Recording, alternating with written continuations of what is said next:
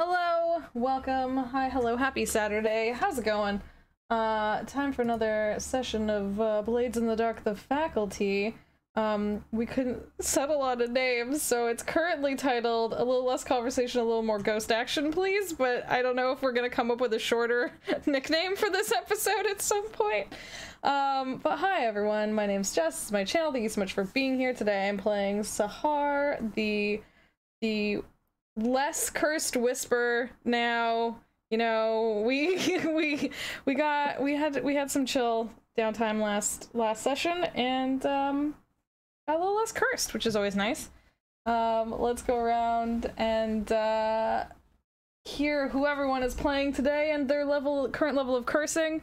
Next is Allison. Hey, I'm Allison, also known as Disco, found on the Twitter as @_DiscoSource. I am playing Tana, is the Hound class, which is kind of like a ranger class. She does hunting and like that. A little bit more muscly than the rest of these nerds. I also have a hunting pet, an Akita named Tachi. He's very cute. And I am currently not cursed. Yet.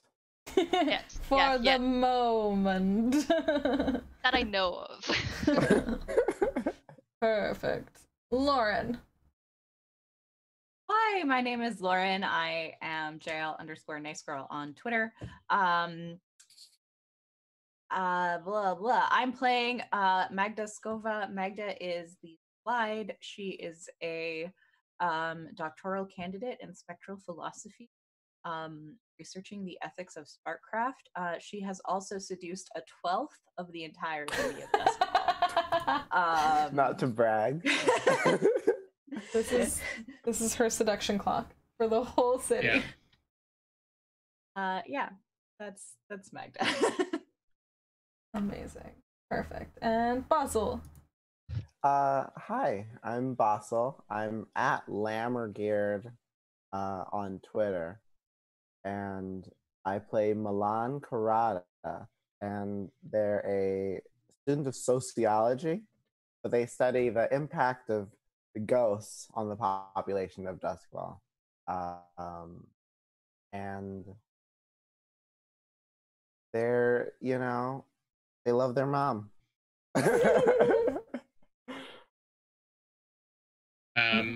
And I'm Jordan. I'm the GM at Made of Cartoons on Twitter and such. Also, Fossil is responsible for the awesome illustrations of our of the characters that we have, and on our little poster. So thank you, Fossil. They look good.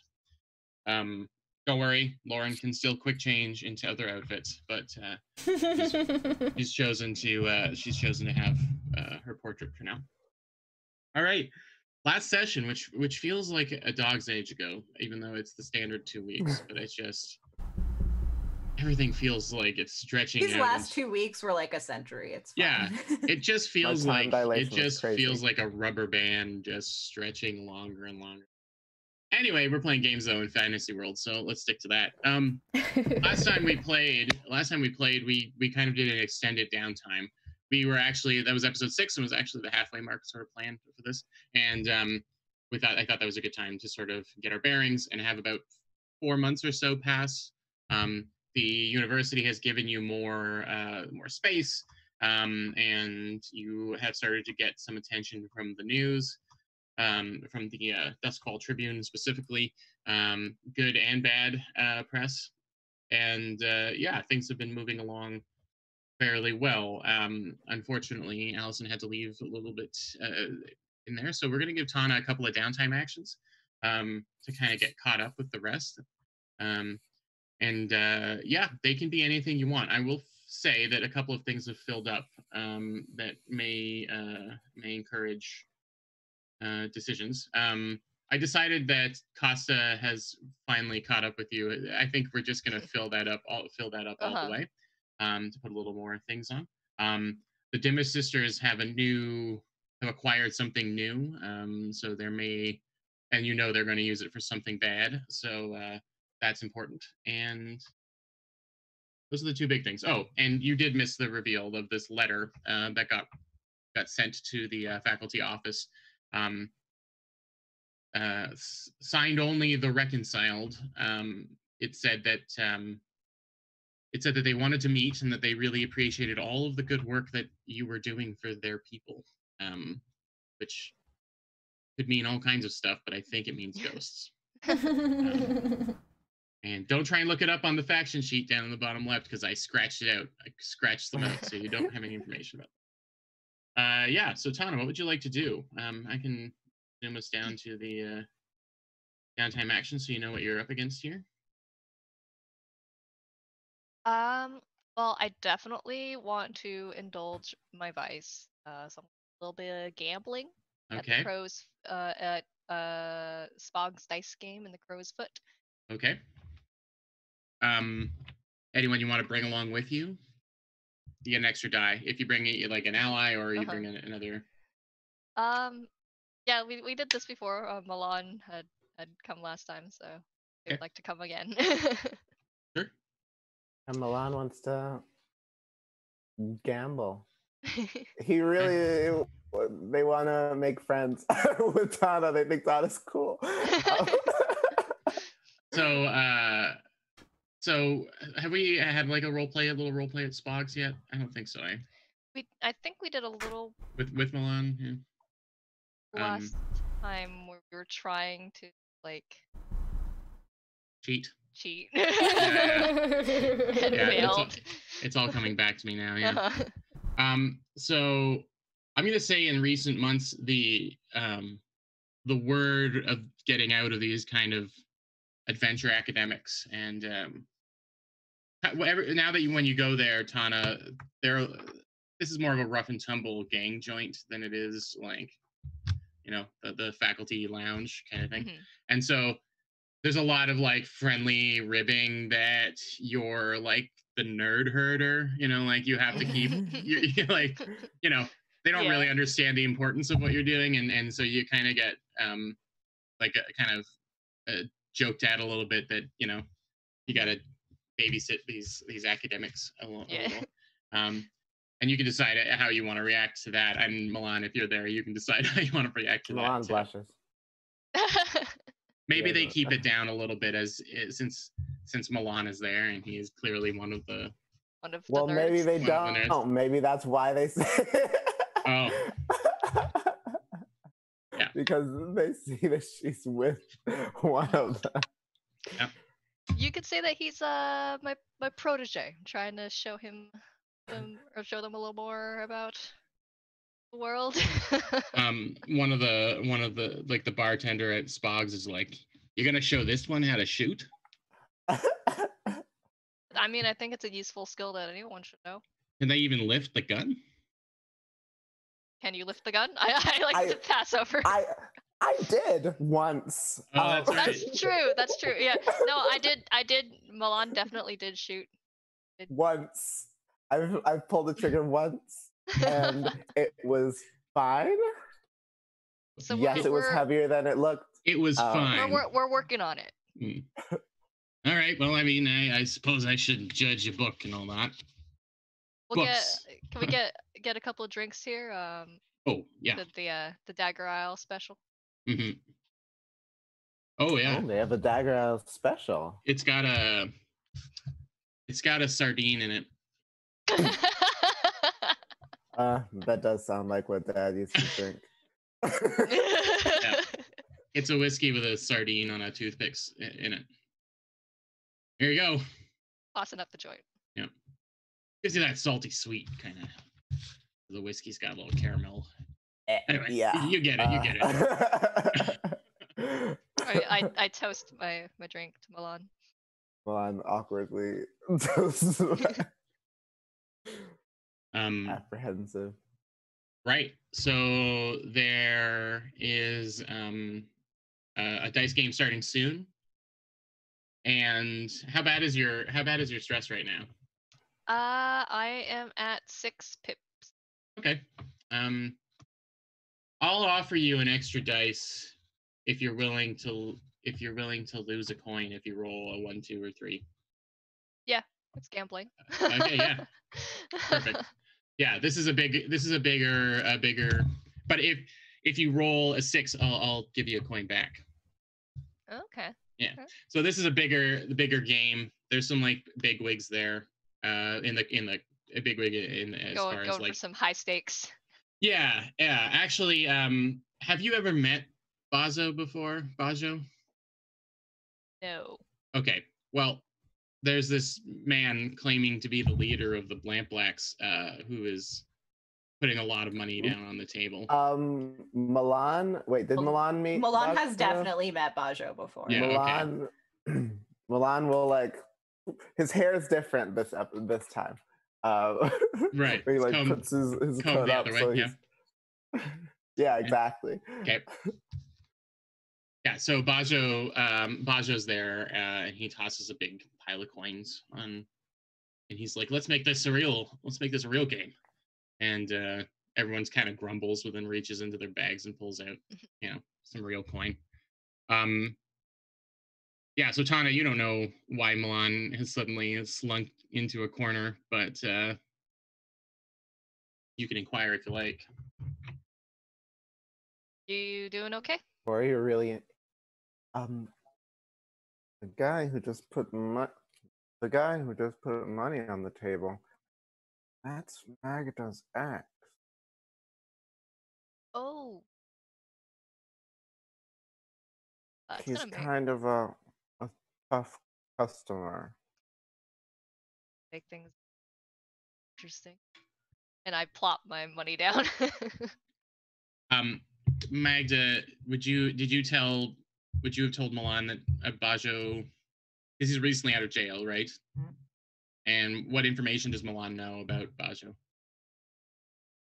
Well, he was there when he came and like threatened me. So I think Milan isn't worried that Tana will be threatened, but yeah, I think she was just like, because he was like not as big of a deal when she knew him, so she's like, oh, he just thinks he's important, but he's not. Like, right, okay. I don't think she knows he's the leader of the Blacks or anything. Like, would Milan know that he used to work with the Billhooks? Yeah, because he like. Right. That's more what I'm getting fishing at here. So yeah. So when Milan looks at Bajo, he sees a high-ranking member of the Billhooks, who Milan has been antagonizing for the past few months. Yeah, or a medium ranking or whatever. Yeah. Although he just revealed himself as the leader of the Blacks, so now maybe this is information that Milan knows. Yeah. So you thought you were looking at a lieutenant in the. So yeah, you can pass that along to Tana. If you want. He used to be in the Billhooks. I imagine you got your hood and you're half wrapping it around Tana's face so that you could talk to her.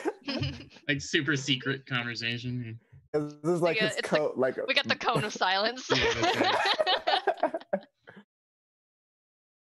But I think everyone in Dustfall is doing that all the time, whispering to each other about things. So it's not that. Yeah, it's like totally not strange actions. All right, Tana, you put a coin on the line, and I'll get you to indulge that dice with with 2 bonus dice actually, because Milan is there.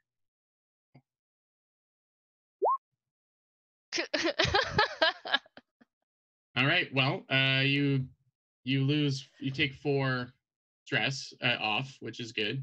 Mm-hmm. But you lose a coin, unfortunately. Yep. No. I said you would lose a coin I said you only lose a coin if you get a 1, 2, or 3. So you got a 4, so you're good. Okay. You don't play the perfect game. You break even. You leave with the money you came with, which I guess in this world is probably pretty good. Yeah, it's true. Yep. And but I'm feeling less stressed, so that's.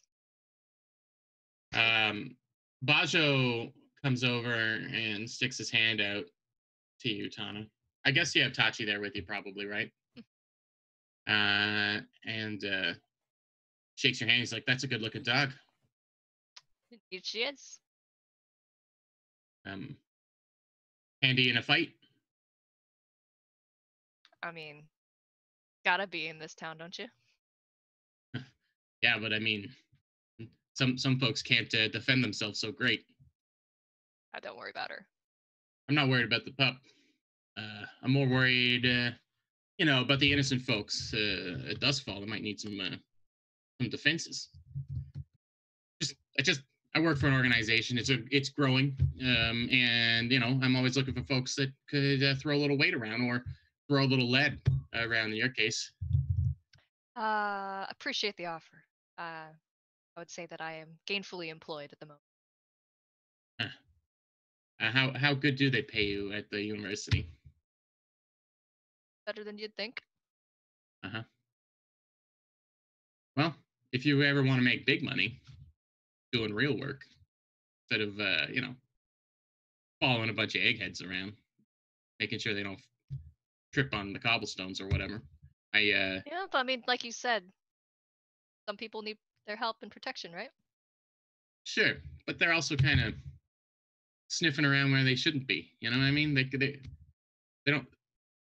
I mean, I got all the appreciation in the world for eggheads. I mean, they've figured out so many of the things that I take for granted every day. But they also need to know where their lane is. All the more reason for them to have protection. I guess, but it's their fault they need you around. Anyway, all I'm saying is, I got a little up and coming organization that I'm starting to get in the line. We could use you and the Hound. Think about it. And he looks over at Milan and he kind of just slaps you, not hard, but taps you on the side of the face and says, "Get back to those books, eh, bud?" Yeah, I will. And he gathers up his winnings. He won pretty big tonight, and yeah, he takes off into the night like the dink that he is. The Duskwall dink. All right. That is your indulging your vice. You've got one other downtime if you'd like. I would like to. We hired on a doctor, right? Yes. Yeah. I would like to see the doctor. I did give some freebie rest. I'm pretty sure I gave everyone a free rest over the 4 months. Did I do that? Or did I make everybody? Yes, I did. You brought everybody down 1. Right. Okay. So in your case, Tana, we can get rid of Zapped for free, and then Impact Shock can just be bruised. Something like bruised just from what's left from slamming into the wall. So you only have a level 1 harm. But it's up to you if you want to still go to the doctor. So what it means is we'll say bruised chest to specify an area because or back, bruised back, slammed into the wall. And so it will only apply. You will only suffer consequences for it if it applies to the current situation. So aiming your gun and stuff is not going to be affected by having it. But if you maybe need to lift something that's heavy or lean, like keep a door shut or something like that, it might come into play because of your back kind of being a little wonked. So just to make sure in case there's something you'd prefer to be doing with your downtime action that isn't just healing, just so you understand sort of mechanically how it's going to affect you. Okay. Yeah. You can of course still go to your doc. It escapes me.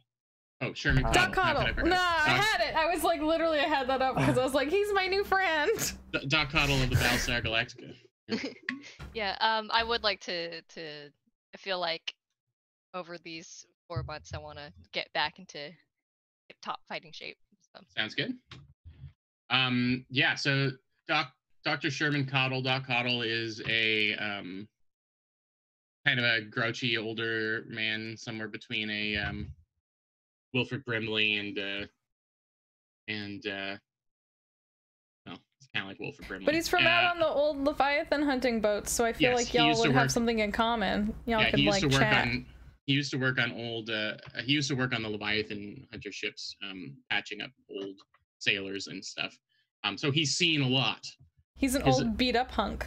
Yeah, he's an old beat up hunk, and he has he's seen too much in some cases.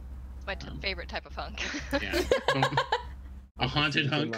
Haunted hunk. Who doesn't like a haunted hunk? He's also a bit of a drinker and drinker himself. He gets a little. He likes to get into brawls. So yeah, Doc Coddle is. He basically checks in a couple times a week at the university, just to see if you need patching up or whatever. So he comes in and says, "All right, what can I do you for?" Catch me up, Doc. Well, any specifics? Like, the back's been bothering me. I know that like we've been working and doing a lot better than before, but I'm still just, like I just like I so like I've got like all the bruising stuff. Like, what, you get in a fight with a gorilla or something? A little more spooky than that, but sure. Spooky gorilla. Okay. I wish I could say I can't relate, but spooky gorilla conjures a very specific memory of mine. Anyway, yeah, I think I got, the stevedores on the old ships. Did you ever serve? Officially, according to this document that I have here that I carry around for my guns, yes, I have. So there's a version of Tana that served in the Navy, is what you're saying? Yeah. Okay. All right. Hey, say no more. I've definitely served in the Navy. say no more. So lifting things is a big part of the day, part of your day when you're out on a ship. So I put together my own concoction that kind of eases the pain a little bit. And he like grabs this salve and kind of rubs it onto your back there, and then gives you a little jar to take with you. So go ahead and actually I'll roll for him. Do you have any allies that might be able to help with the doctor problem? Trying to look at your sheet here. Spy and a bounty hunter. Yeah. That doesn't really make a ton of sense, yeah. All right, I'll just roll his dice and we'll see what he gets. All right, so a 5 fills up 2 on your healing clock. For 1 coin, it'll go up to 3. For both of your coins, it will become 5, meaning it'll fill up completely. You'll get rid of bruise back, and then they'll have 1 extra little pip over. I'll do. Just keep in mind, taking harm zeroes out that clock again. Gotcha. And this session is less conversation and more actions. Gotcha.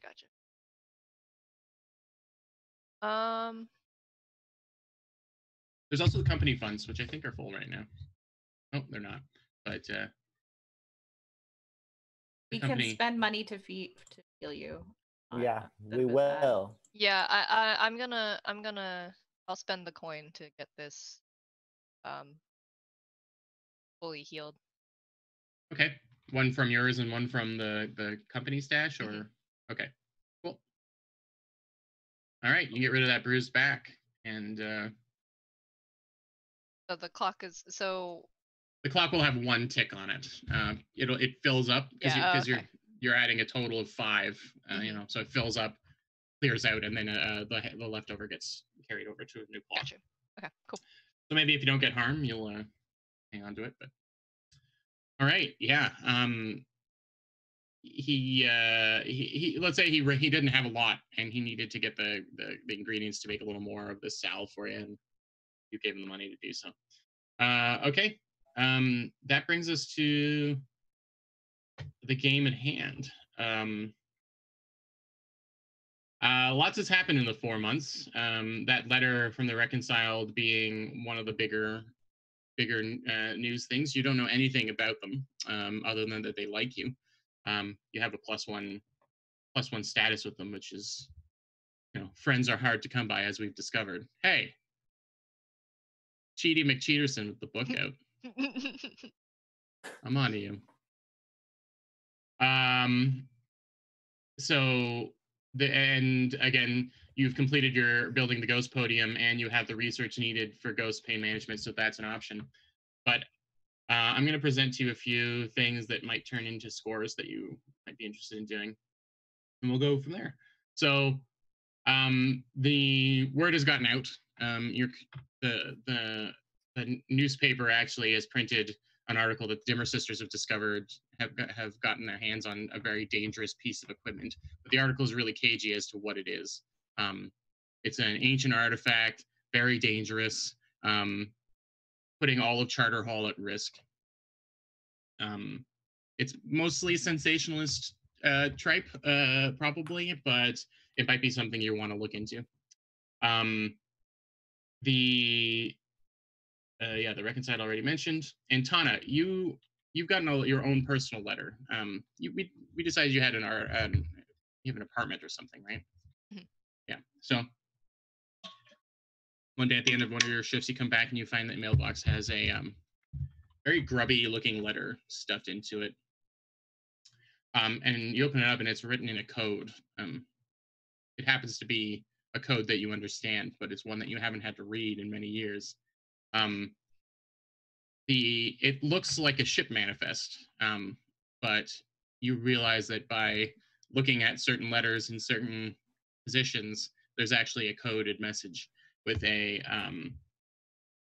it says it's time to finish this, and there's a date, like a time of day and a date and a place down by the docks listed on it.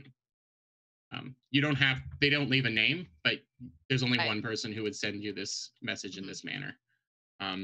Your old, you were friends and then were enemies? Yeah, like I think it's like that we you had a love-hate relationship. Yeah. Yeah. Costa, the former naval captain, who was disgraced and blamed her status on you. Costa has come to collect. Right, and then we'll just start with you all in your office, as we often do, where you can discuss your options and decide what you want to do with your lives. We'll say it's midday. Everyone's just rolling in from having some lunch. Maybe some of you went to the cafeteria. Some of you brought your own. I don't know. And yeah, Tana, maybe you just received the letter. How long ago was it since we received the totally not ghost letter? I'll say it's a couple days later. Is that, you put that on here somewhere? I wanna. Letter? Yeah. The reconciled. It's not on here. Oh, it's that. Okay. Yeah. They don't have. I can write that there's a letter received underneath. Actually. No. I know that there's a letter. I just couldn't remember exactly. It just said like thanks. We appreciate what you've been doing for us, type thing, right? Yeah. But in spooky font. In chiller font. Yeah. Exactly. Okay. I just wanted to double check. Sorry. Yeah. How long did you say it's been since that? Okay, a couple days. A couple days. Unless you want it to be an immediate thing. No.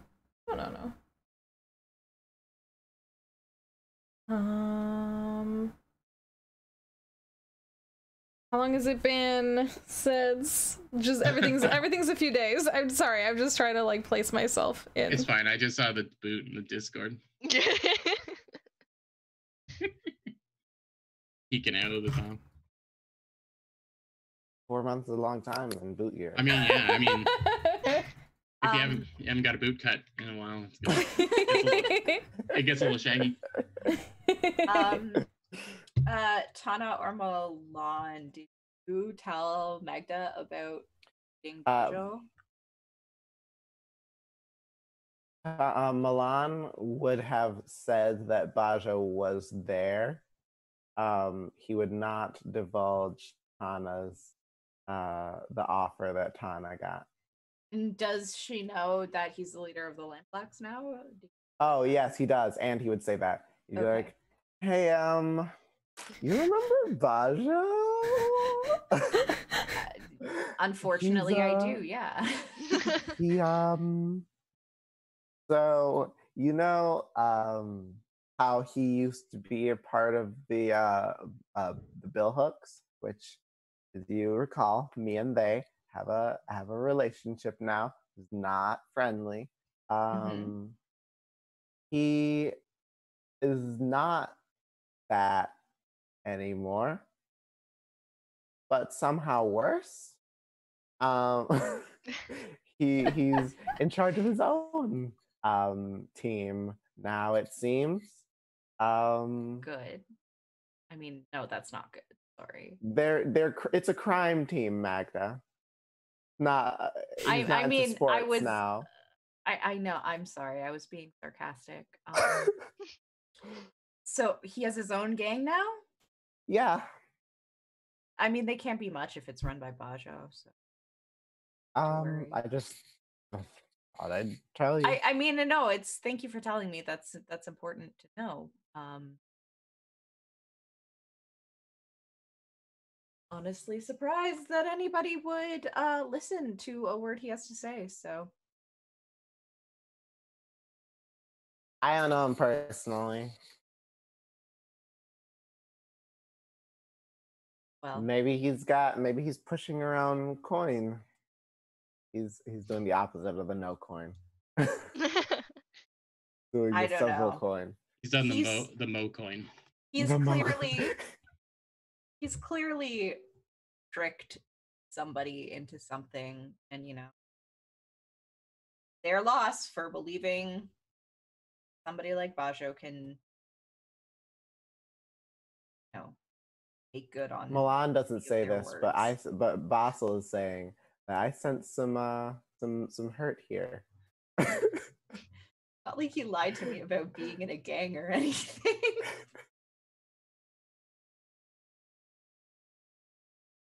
Milan he doesn't say anything, but he does put a hand on Magda's shoulder. Like pat. It's fine. It's fine. As long as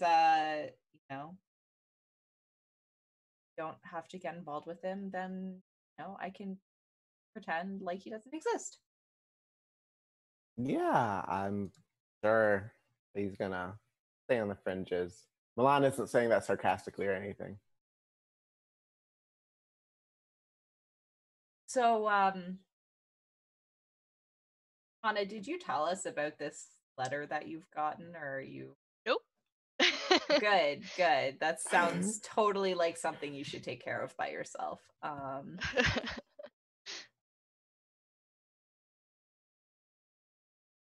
But I am I'm not sure if anyone would think anything of it, but I'm like, sharpening my knife at the table. Maybe a little bit more anxiously than thinks usual. That's really cool. Hey. But no one thinks it's unusual.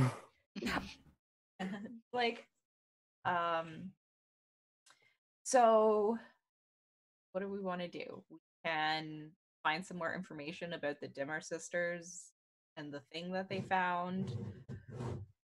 And interrogate Tana into telling us what's up. Tana, are you saying you're maybe looking a little tenser than Okay. Yeah. Well, because you've definitely said that you've been there sharpening your knife before, so this isn't it's just that you're doing it more anxiously. Yeah. Which sounds frightening. Maybe you've laid out a whole selection of them, on a piece of fabric. And your knives. Yeah. Okay, I think that's something Magda would notice and be like, hey Tana, you look more intimidating than usual. Are you planning for something? Always good to be prepared. Okay. I mean, you help us out a lot. You need some help. You know, in case you like. I don't know how I would be able to help you in a non-way, but if you need non-knife help, then you've got non-knife friends. Yeah, and I mean, I have a knife. I use sometimes. I stabbed a ghost or I stabbed a demon or something with it that one time. No big deal. I appreciate it. I just I'd rather not drag people into this that don't need to be dragged into it. Okay. Because you love your friends.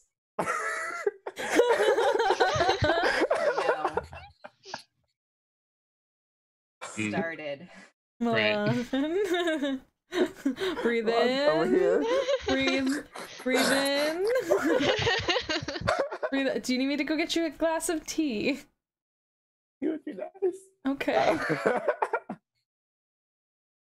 Milan would he's not gonna say anything about the crime offer that Tana got, but he's gonna be like, hey, does that have anything to do with but he's gonna try like be like quiet so the others don't hear. Does it have anything to do with when we were at what's the name of the gambling place?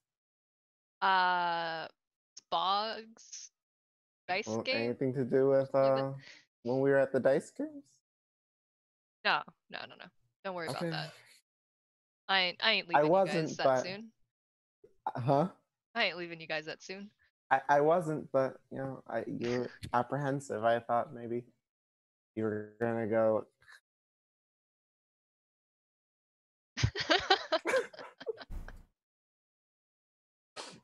No, it's unrelated matter. Okay. Well, you know, I do know how to use the gun, actually. So, and Milan's gonna shuffle aside. I mean, when my offer of trading is genuine. If you ever get some time and you want to work on handling gun, that.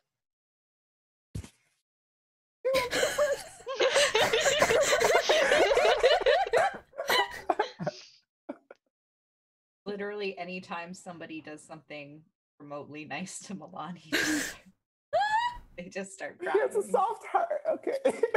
Oh my god, Milan's softness is one of my absolute favorite things. He loves all of his families, chosen and otherwise. So I imagine in your minds the most pressing thing then is that probably the Dimmer Sisters situation. Well, yeah. I was gonna say, well, I'm interested. I mean, it might be nothing. It might be, you know, just you know, people wanting to sell stories. But what if it is something interesting? What if they have found some sort of arcane artifact and they probably shouldn't? They're probably not researching it properly. They're not taking. They don't even use the proper scientific method when they're, you know, they are just probably poking it all willy-nilly. The Dimmer Sisters are the occult equivalent of hoarders. They're just trying to surround themselves with as much of it as they can, and mix and match things together, left and right.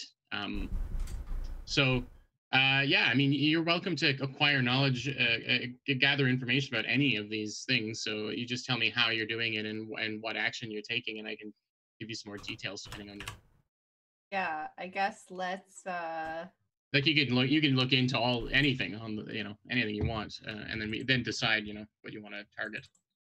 I mean, let's go chat up. My plan was like, let's go chat up a reporter and see if we can learn how much is actually how much danger. Can we talk to the Ink Rakes, because they're one of the only people that like us in this whole. They're the only ones in this whole city who like us, except for now ghosts. Apparently, ghosts are our friends also. I feel like the Dimmer sisters are into like ghost Dianetics and flat dusk ballers and things like that. Oh gosh. Imagine being convinced that the city isn't round. It's really weird. What a strange thing. Yeah, okay. So you want to go chat up the Ink Rakes? Yeah. They're the ones that are printing these stories, right?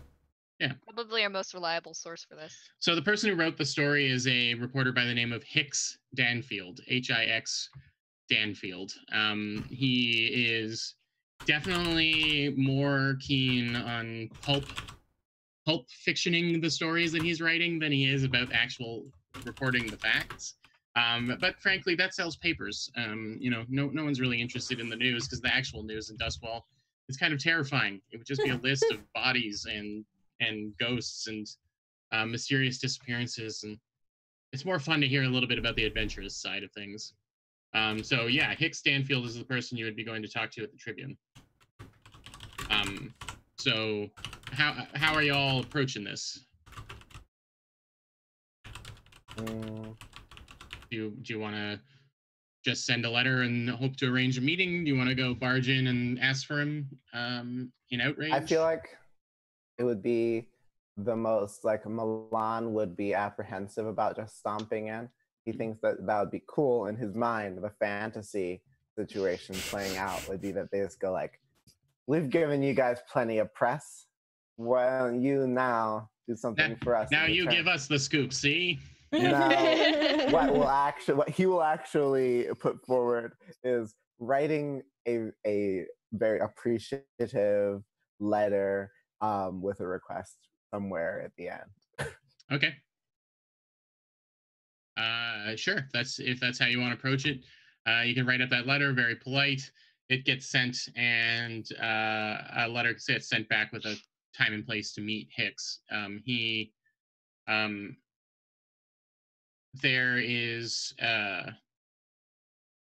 There's like a local haunt in Charter Hall for the Ink Rakes called the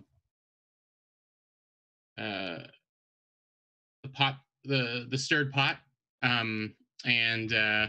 yeah, the stirred pot is where they all kind of get around and trade notes and do like word brawls with each other about who's got the best story.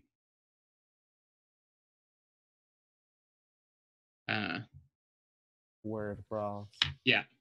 So when you, assuming we'll just move forward with this, when you get to the stirred pot, you see that it's mostly empty at the time of day that it's later in the evening. Most people have gone home, but there's a handful of folks with little personal typewriters up on tables and lots of like drinks being drunk, and there's that constant like click click click click click of keys as people are, and paper being crumpled and chucked aside.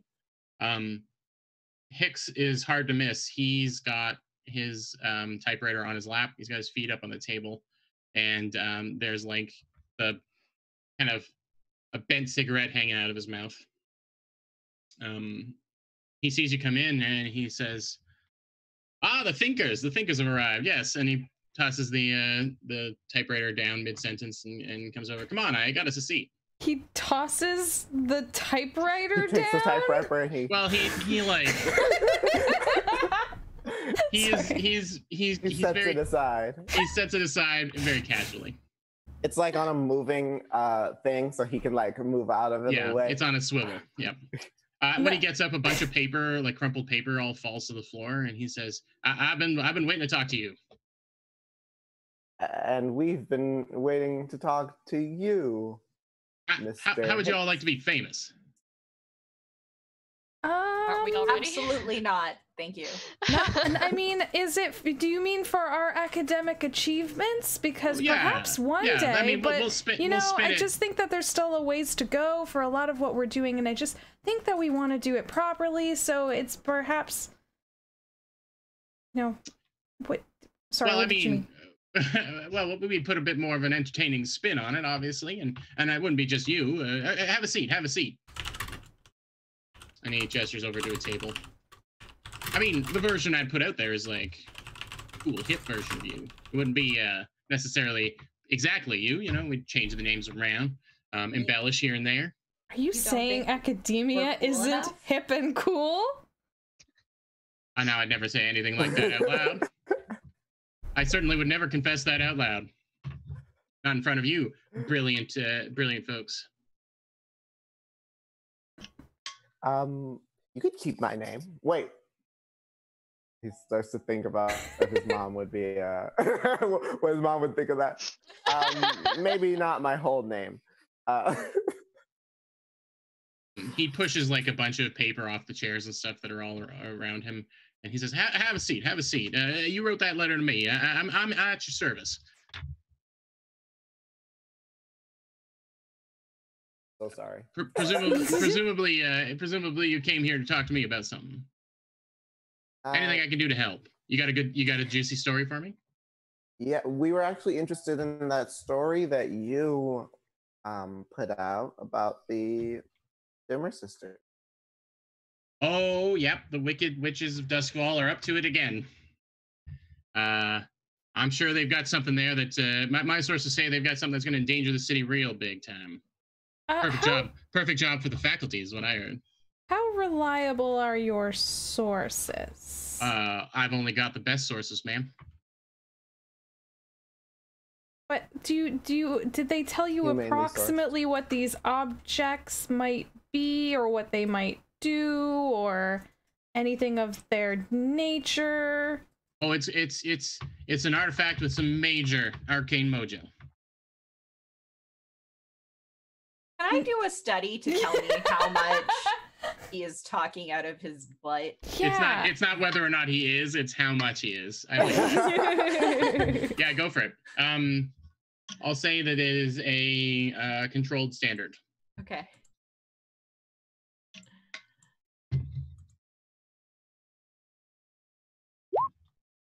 Uh, 4. Yeah, he's obviously full of shit. But you think that it might be from not really understanding maybe the information he's received. You know, there's a degree of him just puffing himself up by ducking around maybe things he doesn't really know. Do you know exactly what it is that they've obtained? It's my sources, my reliable sources, have said that it's some sort of religious artifact representing an ancient god. I mean, that stuff's real boring with the people, so I go with the magic mojo. That's a little more exciting.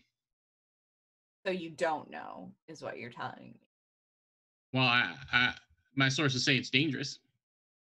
Mm-hmm. Cavorting with the old gods seems. No, that cavorting with the old gods. And he goes and he writes that down. That's a headline there.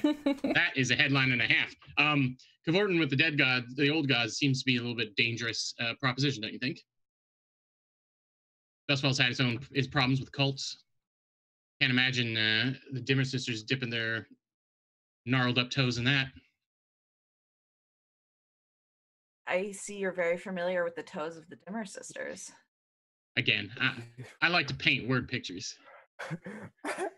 It wasn't a very pretty one. I'll admit. But it was evocative. I think that's the point. Sorry, go ahead. No, that was it. You just end sentences with that's his punctuation. Yeah, I'm just trying to. That's what you got on a force study. I'm just trying to think of like what other moves we have. Well, okay. What's this dude's name again? I wrote it down.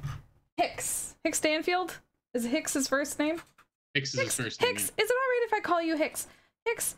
It's my name. Here's the thing. You seem enticed by the idea that we might make a new story for you, going out and investigating this and finding some interesting things. And I was indeed excited to hear from you, because yes, I really thought maybe we can work together on some of these things. Perhaps, and that would be the case if you came to us with some information of value. Unfortunately, currently, it seems like based on what you're giving us, it's not worth really our time to follow it up. If you were able to prove that this was something valuable to our time, then we would indeed perhaps look it up, and then further along your story, perhaps making it, you know, an ongoing interest piece, which would be great for you. But until, you know, you give us something to prove to us that this is not just all, pardon my manner, but phooey, why should we follow up on this? Is there an action that you would like to make? I don't know. I'm trying to word. I would make an action. Yeah. Can I? I'm real vulgar here. Yeah. I know. I got really threatening. He bristles. He bristles somewhat at the implication he might deal in phooey. Okay. I do have one. I'll roll a consort. Well, does consort work? Well, Sahar's got to roll something to Okay, so can I get an assist from Milan? And can I try a command, because I'm being so for what? Sure. For what Sahar is doing, this is almost like an intimidation roll. I'm gonna say it's a desperate action, but I think that the result will be a standard result. I think you should get help from Tana can maybe do a setup action to look scary. Yeah. Tana's good at looking scary. I've been standing here in the back this whole time, just kind of with arms crossed. Maybe when you feel like her gibbly hair raising on end, then you start like playing with your knife, sort of like slightly behind her. Mm-hmm. And I take a step forward. I'm like, what my friend here is trying to say is, we can help you if you help us. But it doesn't seem like you're being very helpful at the moment. Right. What kind of setup action, what action would you like to take to try and improve Sahara's situation here? Are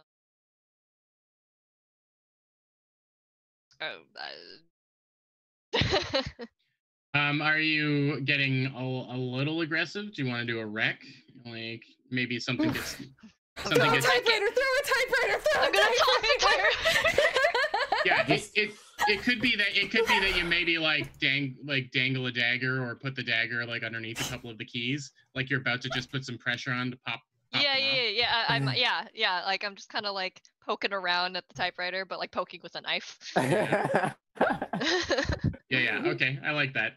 So maybe a wreck then.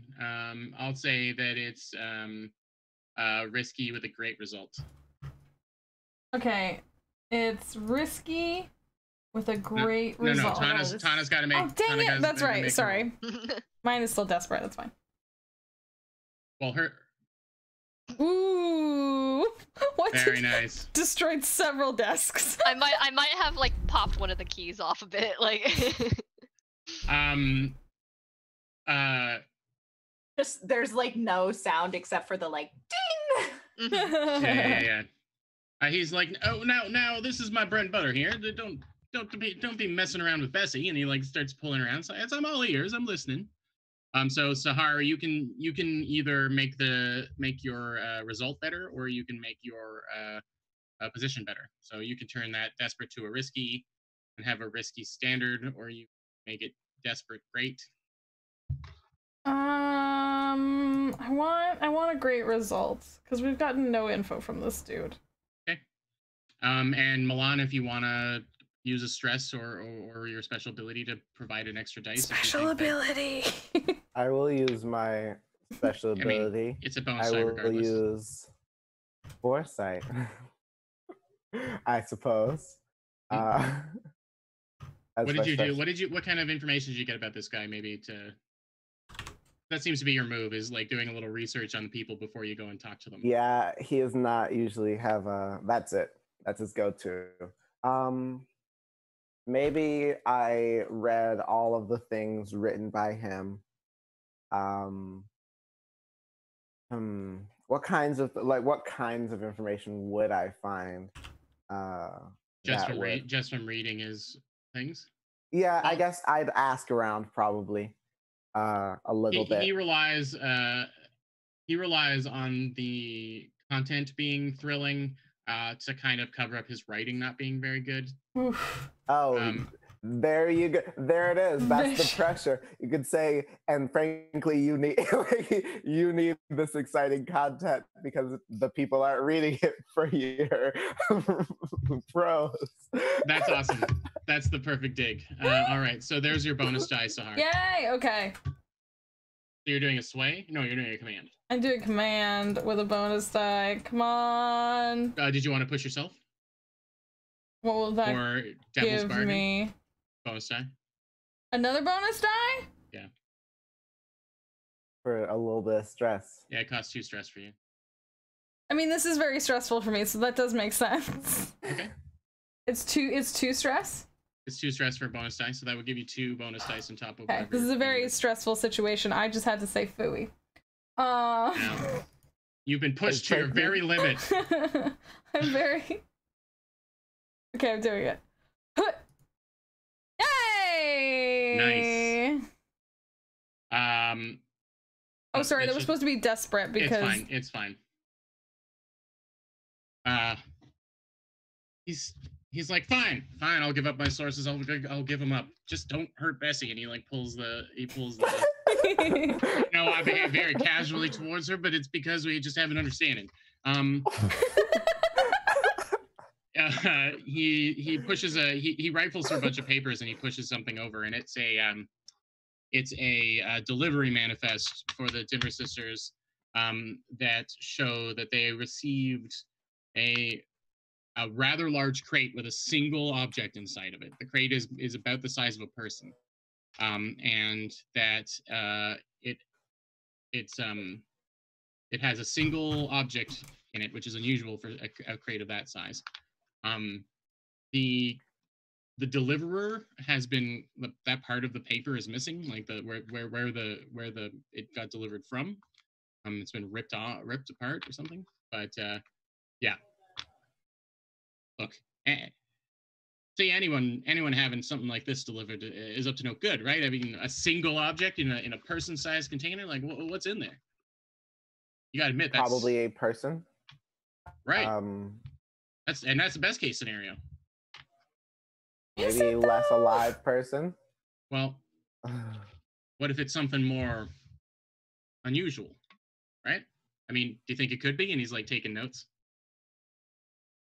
I mean, no comment. So what are some things it could be that aren't people? And he like leans in really close. Nothing? Okay. I don't think it's a good idea to speculate. Speculation's all I got some days. No offense, Mr. What was his last name? Magda says some days. Hicks Danfield. Danfield, yeah. Danfield. No offense, Mr. Danfield, but speculating around a ink rig is not the. We mean no offense to you personally, but if word got out that we were saying things like that. Well, now you're definitely smarter than most of the people that I talk to, I'll have to admit. So you really, really don't want to be famous. That's strange. I can't really understand that. Is this of any help to you? Do you think there might be a good story for me in it? A truthful story, even? I think there could be a truthful story in there. There's definitely something true occurring.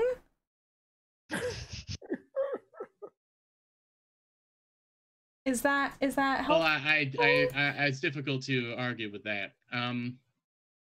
But well, there is the other thing. I can give you the name of my source, but that's not something that I like doing. Oh, yeah. We lose Tana. Yeah. Now my camera froze again. I'm trying to get it back. Because like I saw your camera froze. I was like, oh no. Well, yeah. Here's the deal. And like Magda will. Magda's best to lay it out. You can tell us who you got this information from. go and deal with it. And maybe give you exclusive access, let you know exactly what we're going to do about it first, if you keep our names out of it. Or you cannot tell us anything and we'll leave and you won't get a story. He grabs a sheet for me and writes a name down at the bottom. Turns it around back to you. We're just like pushing this man. I love it. I think you're gonna find yourself a little nervous about the name at the bottom of this sheet.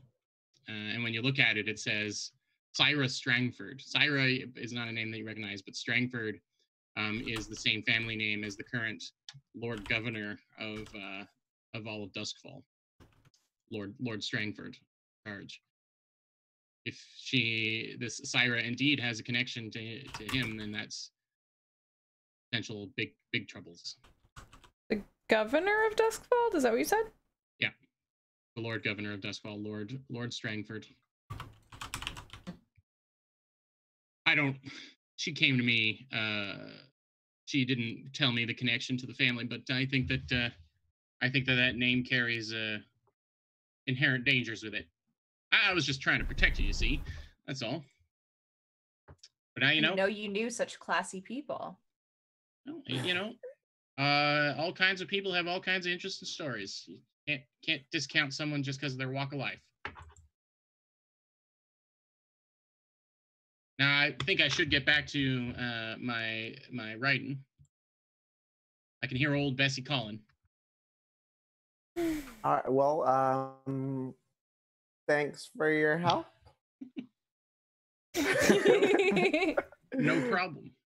My pleasure. Thanks for some good news stories up till now. And you'll get plenty more in the future, I'm sure, whether we want you to or not.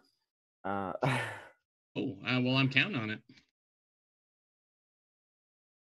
And I guess Milan just like tucks his head in and shuffles out the door. That's his go-to. That's enough tough guy for Milan today? Yeah. All tough guyed out. He gets tough guyed out really quickly. He does a little tough guy action, and then he like Irish goodbyes. Dagger Isles goodbyes. The old Dagger Isle goodbye. When I leave, I turn and look to Bessie, and I'm like, she really is beautiful, huh? And then I just kind of turn around. He kind of just like puts his arms around a little bit. I can't tell if that was a Tana threat or an Allison appreciation for keyboards, because I know that's one of your things. Might have been both. So it hurt you personally to threaten to damage this. Oh yeah, absolutely. Yeah.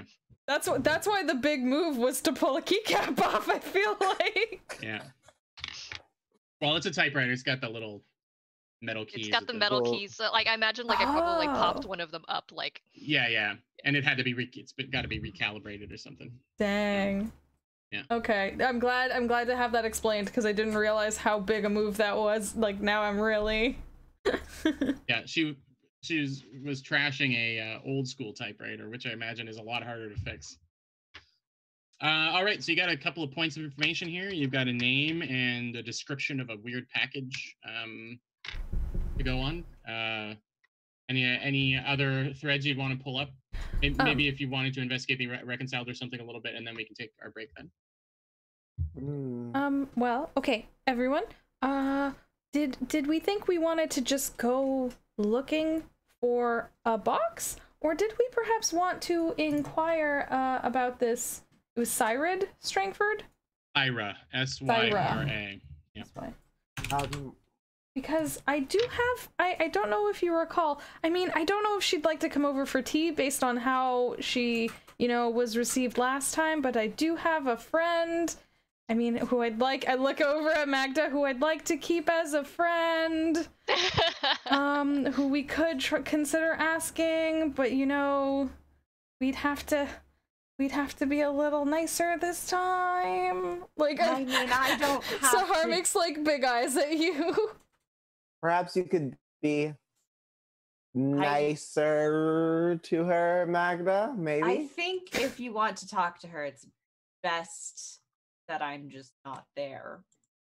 Okay. For everybody.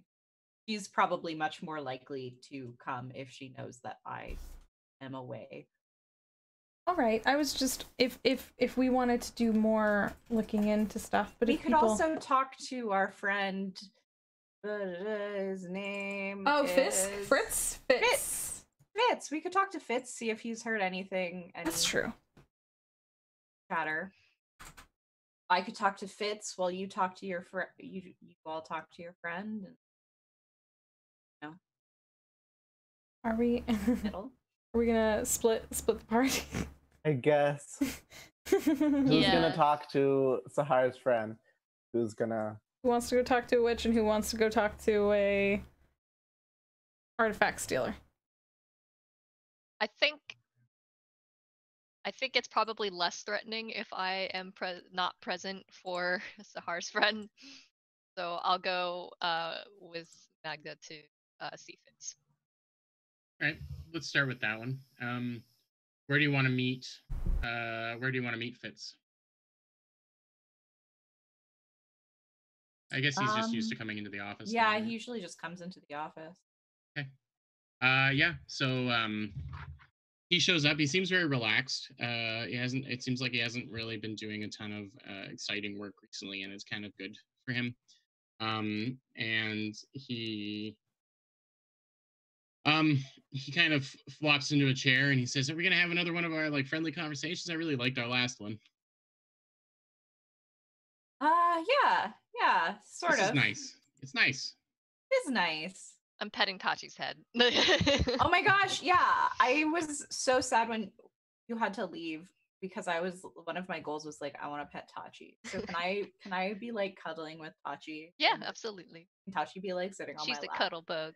Yeah. All right. Ferocious cuddle bug. This is important knowledge. Yeah. Is Tachi pretty big? Would she be sitting across like two laps? She big. Okay, so maybe you and Tana are sitting side by side, and Tachi is like across both. Laid across both. Good dogs. Yeah, absolutely. I am thrilled. Okay. I think like because he wants to like I think they spend most of the time just kind of like having a random just like talking. I think she wants to like kind of make him feel comfortable because she's about to ask him scary stuff. So can I like roll consort to like make him more relaxed and comfortable? Sure. I'll just say controlled standard result. Okay.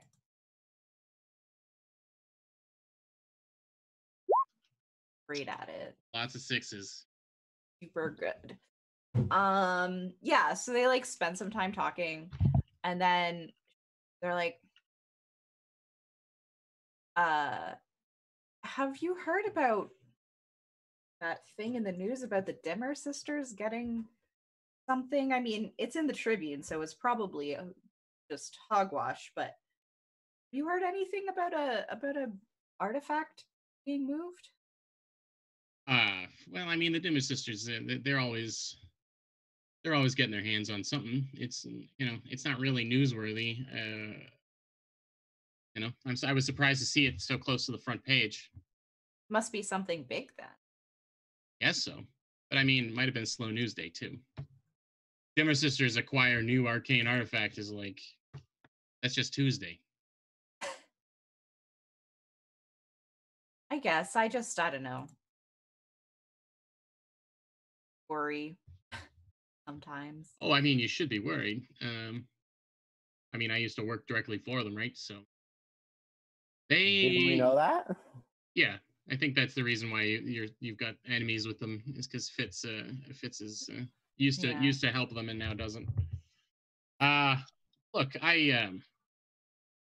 even if they weren't going to do anything with their stuff, it's an accumulation of arcane stuff that's just like piling up in a place. That place is a cult powder keg. So being worried, How about this?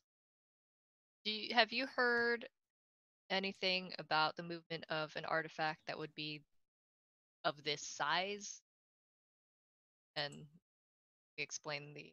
Yeah, I think they'll say like, oh, I heard it was, just one big box with one item in it. Okay. I'll roll a fortune roll to see how much information he's got.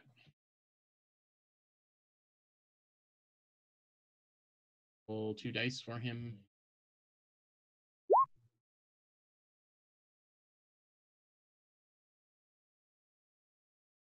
They got, all right, a 5. Oh, well, that is interesting. Yeah. I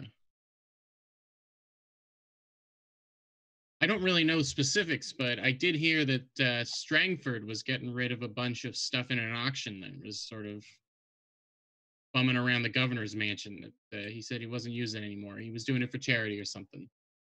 A lot of big crates, a lot of sight unseen purchases being made around there. So I don't know. The governor's man. I mean, that island. That's where the spirit wardens are hanging out. I mean, who knows what kind of gadgetry's up there? White Crown. Mm-hmm. Governor's mansion's full of nooks and crannies. Could have been something from there. Yeah. I looked at that. I looked at the stuff that's up for auction, and certainly there's some things that could meet that. I just assumed they were statues. Yeah. What are some of these things that you think could meet that? Well, like I said, a lot of them are just labeled under miscellaneous. I think there's a second list somewhere that actually goes over what things are. And it's probably only given to trusted buyers, people who aren't gonna, well, fire off the alarm because there was something weird in the box. Must be nice to have the money. Oh, yeah. I mean, my business would be a lot better if I could afford to buy mystery packages like that. I can look more into it for you if you want. Blind box magical artifacts. Yeah, exactly. I got another Unk. Now I've got 4 Unks. So, yeah, I mean, I can look into it for you, but it will take a little time. I mean, got all the time in the world.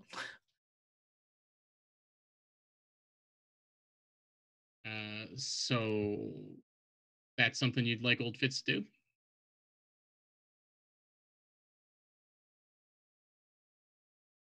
Maybe, yeah. What do you think, Tana? I think it'd be helpful. Yeah, if you don't mind. No, I mean, we're all pals here. He writes a few notes down on what he needs to do, and he says there's always a second list with these auctions. With the more salient details. I think I can try and find that and bring that to you, or at least someone who knows. Be great. Yeah, I steered clear of Strangford's auction because even though I'm sure there's some delightful artifacts, I also don't necessarily operate on the bright and shining side of the law, so I just wanted to kind of make sure my name wasn't in the governor's mouth, Of course. Even just as an observer. So, yeah, I can get back to you in the next 2 or 3 days. Sounds great. That's not long at all. He gets up and in research time and heads out. No, it's not long. Tana, you are a little nervous because there are potentially a large event in your life in that time, but I mean, you're going to deal with it on your own. You're tough. Yeah. Well, you're not on your own. You got Tachi, so it's fine. Yeah. And I do want to meet up with my friend Valeris. See if she can, like, I ask her out for a night out so I can chat. He is the spy. Spy, right? And you want to get some information about Casta or something, or what are you looking into? Yeah, about Casta. Okay. I say, like, I have reason to leave Casta baby around. She, sorry, what's her name again? Valeris. Valeris. She spits a whiskey out that she was just about to take a sip. Oh no. I thought you had her. I thought you had her all over the Dagger Isles looking for you. Well, I did. Okay, well, I can hide you. We can get you underground. That's fine. But No, we did last time. I think this time we need to just deal with it this time. I can't keep running forever. Yeah, but that Casta, she's gonna have quite a crew put together. I mean, it's been like a year or two since you've seen her. I just need you to get me some information. Sure, about a good place to hide, right? Tana? Tell me you're not gonna just try and talk to her on your own. I want to be prepared. Get me what you can. All right, I'll roll a. So what kind of, like, her whereabouts and that kind of stuff? Is that her last scenes? Okay, I'll roll a fortune roll. And any info we can get on, like, what her crew would be and stuff like that. Sure. I would normally roll 2 dice for her, but I'll roll 3 just connected to your backstory. Wow, a crit. So, the Valeris does a little bit of snooping around, and she comes back with a kind of terrifying piece of information that Casta has gotten her hands on an old decommissioned Leviathan Hunter ship. Not a big one that's built for speed, but still armor to the teeth. It's called the Bloodhorn, and it's in the dock right now. It doesn't have the same crew as a full, like, Leviathan Hunter ironclad, but it must have a crew of at least 30 people. So that hidey hole's looking pretty good right now, isn't it? As Valeris puts all this information across the table to you. Keep it in mind. Don't go to that boat. Tana, it, like, grabs your hand. Do not go to that boat. Appreciate your consent.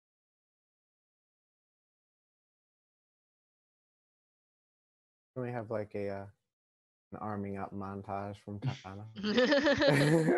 Like, where she gets her guns and her knives. Simon Pegg, like, loading up a bunch of guns at the yes, exactly. Yeah. All right. There is a ship called called the Bloodhorn that Casta uses as her headquarters. All right.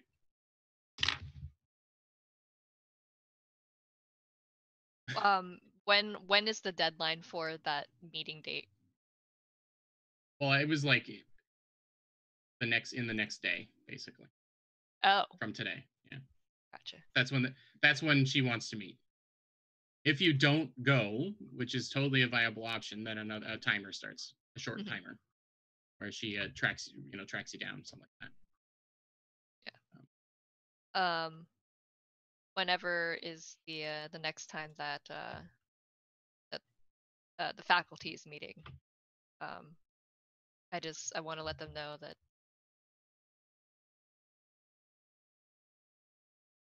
something, my past might be catching up to me. Need help? I mean, I don't want to put you guys in danger. And I understand if you don't want, my presence here with you guys is putting you guys in danger. No, I mean, we're a team. Yeah. What does your past catching up with you entail approximately? There may be someone who, and I don't know what lengths they would go to catch me, but possibly would be caught up as. I just want you guys to be aware of that. Is this like a we need to hide you thing, or a like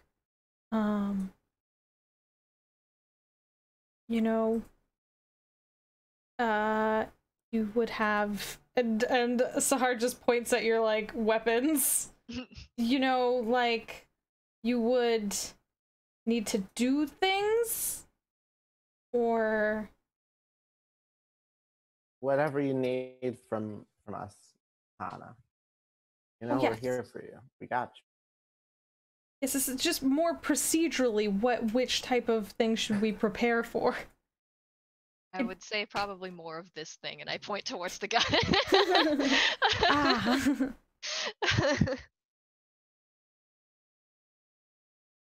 Then we'll prepare.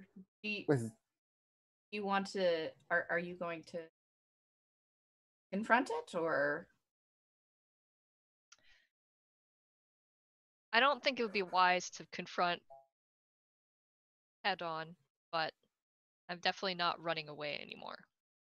Well, who isn't? We can get information. Her name is Casta. She's working as a bounty hunter now. Once upon a time, she used to be part of the Navy. The Navy that I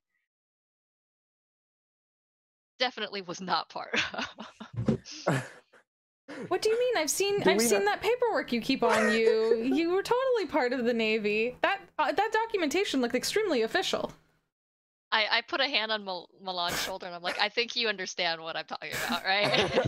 The Navy that I was part of is not the Navy that Casta was part of. Yeah, I know a few people who were in the same Navy. It's like the People's Navy. The Dagger Isles Navy. The People's Navy of the Dagger Isles, yeah. Yeah. Despite what my documents may say, I was in more of a, how would you say, a private Navy. Okay. As opposed to anything fine. That was governmentally official. You can say pirate. I was a pirate. You were a pirate? Well, I'm sorry. I. You know what? Sahar never change. I don't know what I've done here. I'm sorry. Was I supposed to not? I'm not surprised by this turn of events. That's why we love you. Okay. Let's see. Casta was part of the actual Navy. Very much do not like. Oh. My kind. That makes so much more sense now. When do you have any idea when things are gonna start rolling? Well, she wants me to meet with her tomorrow. Oh, that is not very long at all. Is this what you were a couple of days ago? I wish you would have said something a little bit earlier. It might have been able to ask questions I just at the fish and chips place. We have somebody in the Navy. Friend. Doc Coddle? We talking about Doc Coddle? Friend. No, I'm talking about. You talking about Doc We talking Coddle? about our Doc? No, I was talking about Biggs. Biggs. Oh, yeah. But dang! also, True. but also, what's her face? The person. Oh, Big from the Yeah, Arlen Karstis. Oh yeah. at the Dust Bowl Academy. Yeah. That's right. If this is important enough, I wouldn't mind working with her in exchange for sort of protection. Well, see, I don't imagine that she likes my former occupation either. Probably not, but she not likes the our direction I would. research. True. I feel like it would take quite You're saying a bit. that this is the leverage that we can get. Maybe. It's a big risk either way, but I think, I don't know, it's your call, Tana. If you need somebody to help you fight, then I can help you fight. But, you know, if you need someone to, if you need a way to get out of this, then find ways to get out of this. There's more than one way to get out of a problem. Yes, why don't we at least, you know, let us attend to these events with you and see what we can do, and if we can't, then resorting to violence. I meant lighting her boat on fire, but Oh, that's dang! a good Okay. All right. That's a good one also. I do like that. I mean, it is certainly the safer way to. Certainly for us. Lighting her boat on fire? Yeah. Then engaging in person-to-person combat? Yeah, I don't believe that we stand a chance at all. Engage directly. Right now, Costa does have the advantage. She has a whole crew behind her. Sinking the boat with maybe some of the crew on it will certainly mean that she won't have a bunch of people on hand to back her up. I don't personally have explosives, but You have your connections. I mean, Sahar starts rooting through all her tinkering devices. I'm sure we could make something if that's what we're going to be doing. I mean, you have like the whole Karada family, like that's like what you guys do, right? Like a combination of Sahar's tech and the Karada family. Oh no! I feel like could make something happen here. So on that note, I think we'll take a break on the episode. The gang blows up a boat. Who could have predicted that as the title for the YouTube video? But well, so there you go. We wanted a new title before the end. We found it. And now we're gotta get one of those. Gotta get one of those Always Sunny title cards. Like. Exactly. Yeah. And on that note, we're gonna go to break. So don't forget to hydrate. Take care. You will be back in a few. Thanks for hanging out. Thanks for watching. See you soon.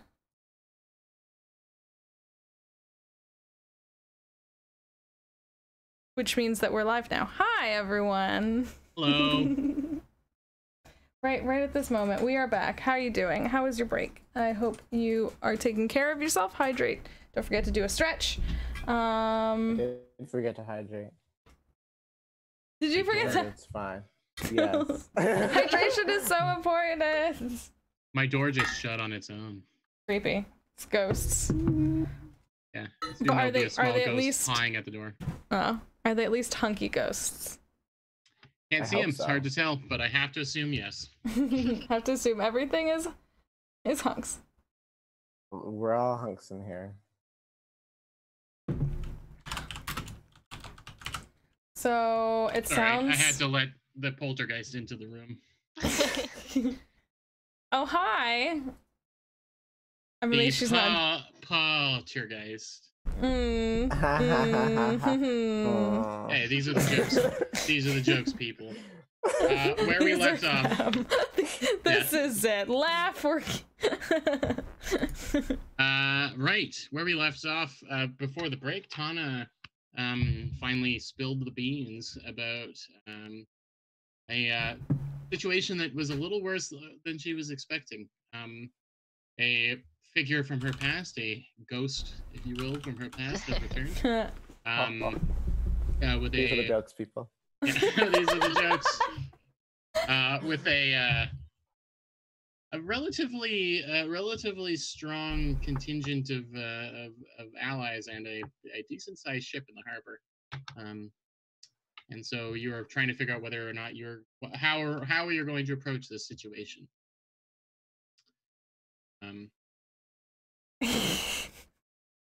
So I want to make sure that you all understand all of your options, because you could avoid the meeting and give yourselves some downtime action on preparing. You know, you don't need to necessarily dive right into going to the boat and blowing it up and that kind of thing. But I also say you have other resources potentially.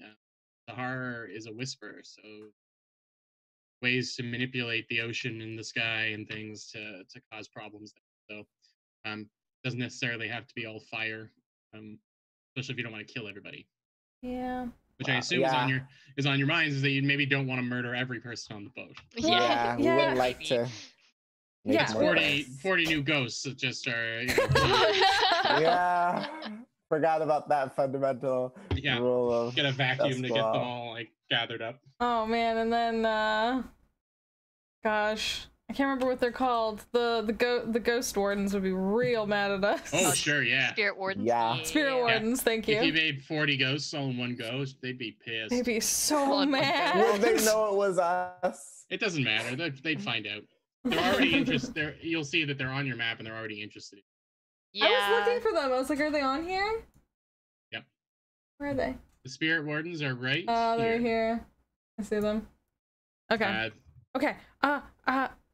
Tana, you know how sometimes when we go and speak to people, instead of actually harming them, you just almost kind of show that you could harm them, so then you don't have to harm them? Is that something like when you talk about, you know, quote unquote setting the boat on fire, which I'm sure is possibly not metaphorical. Is it, you know, is that perhaps like, you know, we do that so that we don't then have to do more harm? Because I mean, we could make sure the boat was empty, couldn't we, if that's what we had to do? Yeah, like it serves as a warning of don't mess with us. Well, I'm just asking, is that a thing? Is that the sort of thing that could be a plan? I think that I like this plan, actually. Yeah, that's actually what I was thinking too, but I don't want to necessarily, you know, hurt them all, but I do want them off my back. And I do imagine that taking out the boat would be taking out valuable resources for them. So yeah, I say even if there's no crew on it, Uncle it's still Kenny a Karada, big... yeah, I'm gonna need you to. Is this? Can you say Kenny Karada? Is that Kenny Karada. Kenny. Uncle Kenny, we got real problems. Yeah. Problems. Can you make them go away? Yeah. Right now they have a boat. They have a boat in the harbor, and they have it's like a defended fortress. And if you were able to get rid of that, suddenly they're stuck in Duskfall with you. You know, as opposed to them having you cornered in Duskfall. There is something to be said about that. Yeah. You would. The crew itself, the numbers are an issue, but getting rid of the ship, you know, it's just sinking an old Leviathan Hunter schooner. It can't possibly be that difficult, right? Ooh. Yeah. And we know someone who used to work on one, so maybe if we ask them very nicely, they could tell us the best way to do so. Yeah, you realize you have a few connections. There is the researcher Karsus, the head researcher at Dustfall Academy, that train the Leviathan hunters. They would have information that would pertain to its defenses for sure. Like we can get like some schematics. I guess we'd have to give her something to get the. Yeah, there's definitely an exchange that might have to happen there. Then you have Doc Coddle, and there was someone else we had mentioned it before break. See, I just like Doc Coddle because he already likes us. Biggs, that's right. Biggs is linked to the Dustfall Academy. That's right. That's a Doc. Biggs also already likes me. Yeah, I was gonna say Biggs. I like Biggs. I also like Biggs more than I like the lady who doesn't like us. Is the key thing there? Yeah, definitely. Yeah, Biggs has it. You have a plus. Magda has a +3 with Biggs. Even though you have a -1 status with Dustfall Academy, you've got a +3. He's one of the 1/12th. Oh, yeah. You would have to be statistically because that 1/12 is a lot of people at the term. So, yeah, Doc Coddle, I would say, might be able to provide you very general information, but he's not an engineer or anything like that. So, and he hasn't been in the biz in probably 20 years. Fair enough. Well, actually, that could help, I guess, if it's an older ship. Anyway, you can ask. Yeah, it is a decommissioned vessel. Yeah. Mm-hmm. I'll roll. You know what? He's just an easy access. I'll quickly roll a fortune roll from him. We get him out of the way and then get to the big stuff. Yeah, just to see if the sheer did Tana mention how many people would be on the or is Milan going off of the assumption that this is a fully manned vessel? I would have said that my sources say that it's about a crew of about 30. Yeah, those numbers still do not. He's not excited about that, and so he's still thinking that there may have to be some ghosts involved, and he is his mind is leaning on the Karadas here. He's like, I rolled a 6 for Doc Coddle. I saw that. So because I'll roll 20, he's getting all the 6s out for us today. And we need him. We need him, yeah. So there's a coincidence. It's a coincidence, but he served on one of these types of vessels, and as I said, they were built for speed more so than carrying a lot of equipment. And he doesn't know much about the making of them, except that they basically have quadruple the engine power that the standard ironclad would have, meaning their Sparkrite engine is extremely powerful. Many ghost horsepower in this boat. Ghost power. Ghost power. I also imagine that makes it a little bit more volatile, though, right? Oh yeah. when it goes big time. But there's also risks. If it's an old Leviathan hunter ship, it's also haunted, and not just in the way that everything in Dustfall is haunted, but it has been out on the Ink Sea, so it means that it's encountered Leviathans, which are the worst of the worst as far as the supernatural has to offer. And also there are just ghosts way more potent, spirits way more potent outside of the lightning barrier than so. And then that combined with a Sparkcraft gadget of that power, then it had to have accumulated a lot of occult energies. So something to keep in mind. So maybe Sahara's Sparkcraft, she could Sparkcraft a bomb.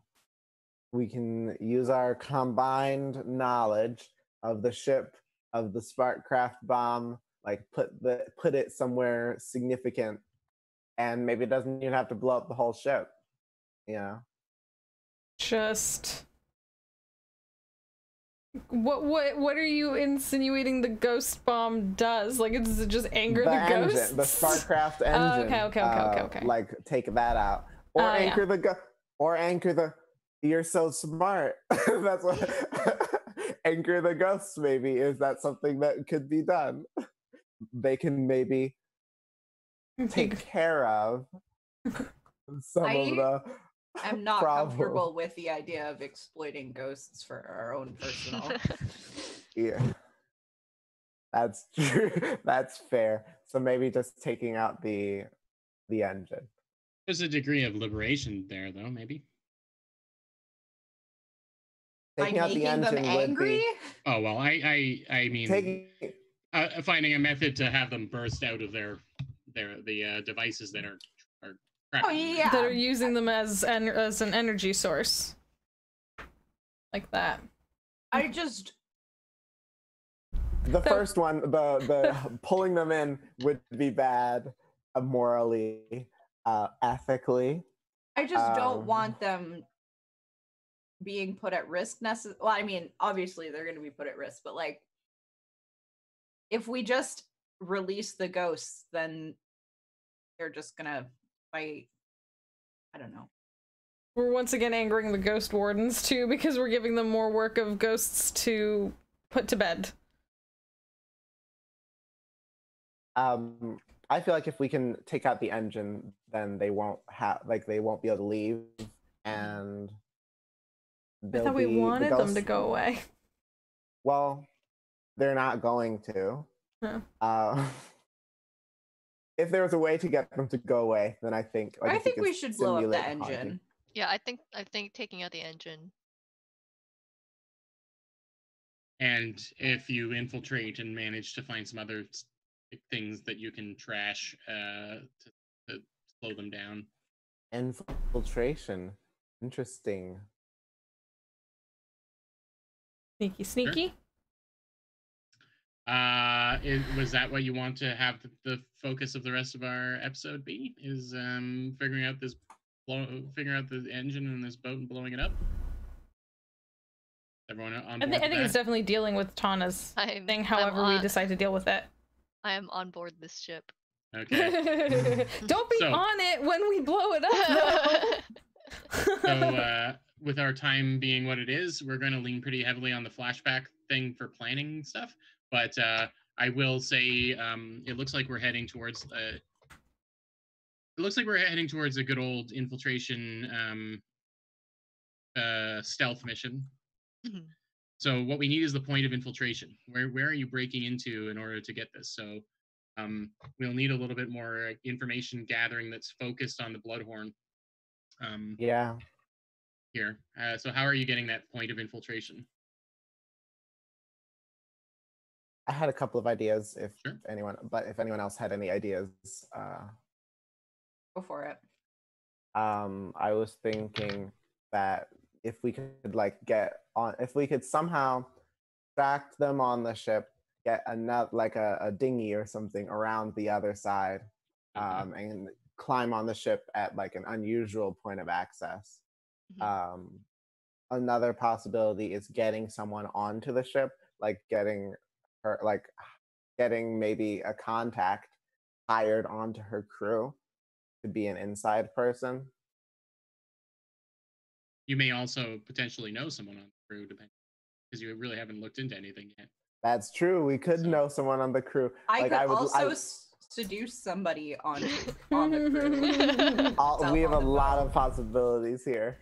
I would like to check to see if I know anyone on the crew or who, family connection check. Not my mom. I have to balance my mom finding out with me also talking to her family. Right. I want to look more into just the layout of the ship and stuff. Sure. So that's what I want to spend my time kind of researching. So it sounded like a consort action from Milan with his family. Yes. And Tana, you want to do a study maybe? Yeah. And you can probably get a bonus die from Coddle from the dock since he worked on one of those ships before. Mm-hmm. So you can roll an extra one there. The stakes are low on these things, so you don't need to worry about risky or standard. Just put it through as risky standard. But you can go ahead and roll that. You can spend stress to push yourself or as yeah, usual. I've got no stress, so I am going to spend stress. Okay, so you can spend 2 to get a bonus die on your consort. Sahar and Magda, are you Magda, you can go ahead with your seduction plan. And I'm gonna seduce an engineer. Okay. that is working on the ship? Yeah. A pirate engineer, or well, I guess they would call them privateers themselves, privateers, since they thought they were on the right. Yeah. Okay.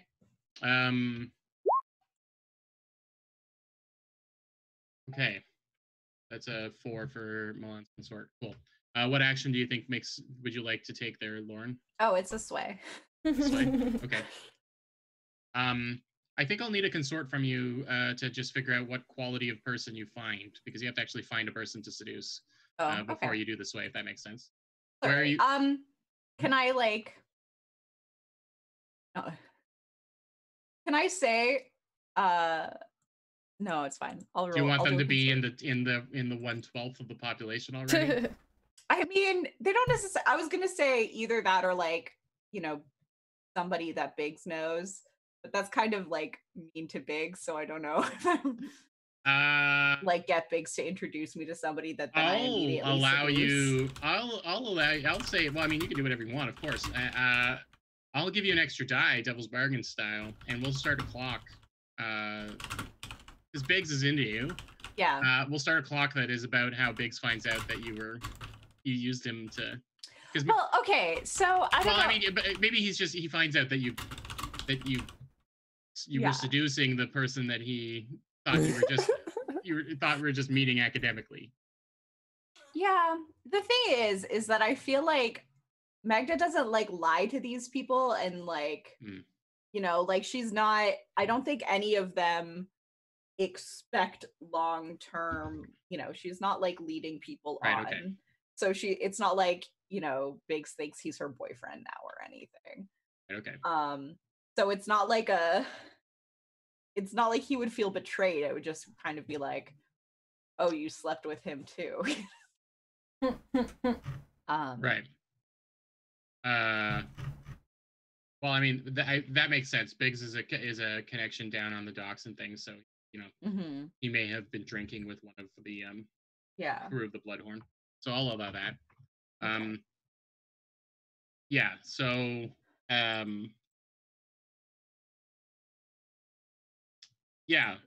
Biggs frequents a pub called the Lighthouse down by the docks, and he's able to get you a name.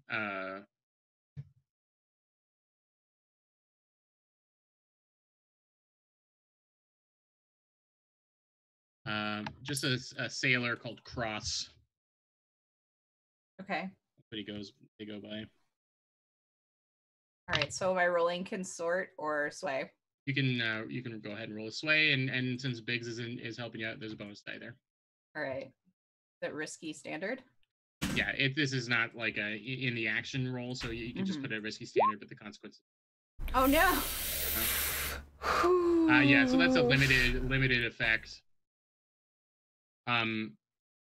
So this person is very reluctant to. Maybe you make it a little too obvious your interest in the Bloodhorn. Yeah. Yeah, it's more about the ship, and it's obvious that that's the case. And so they're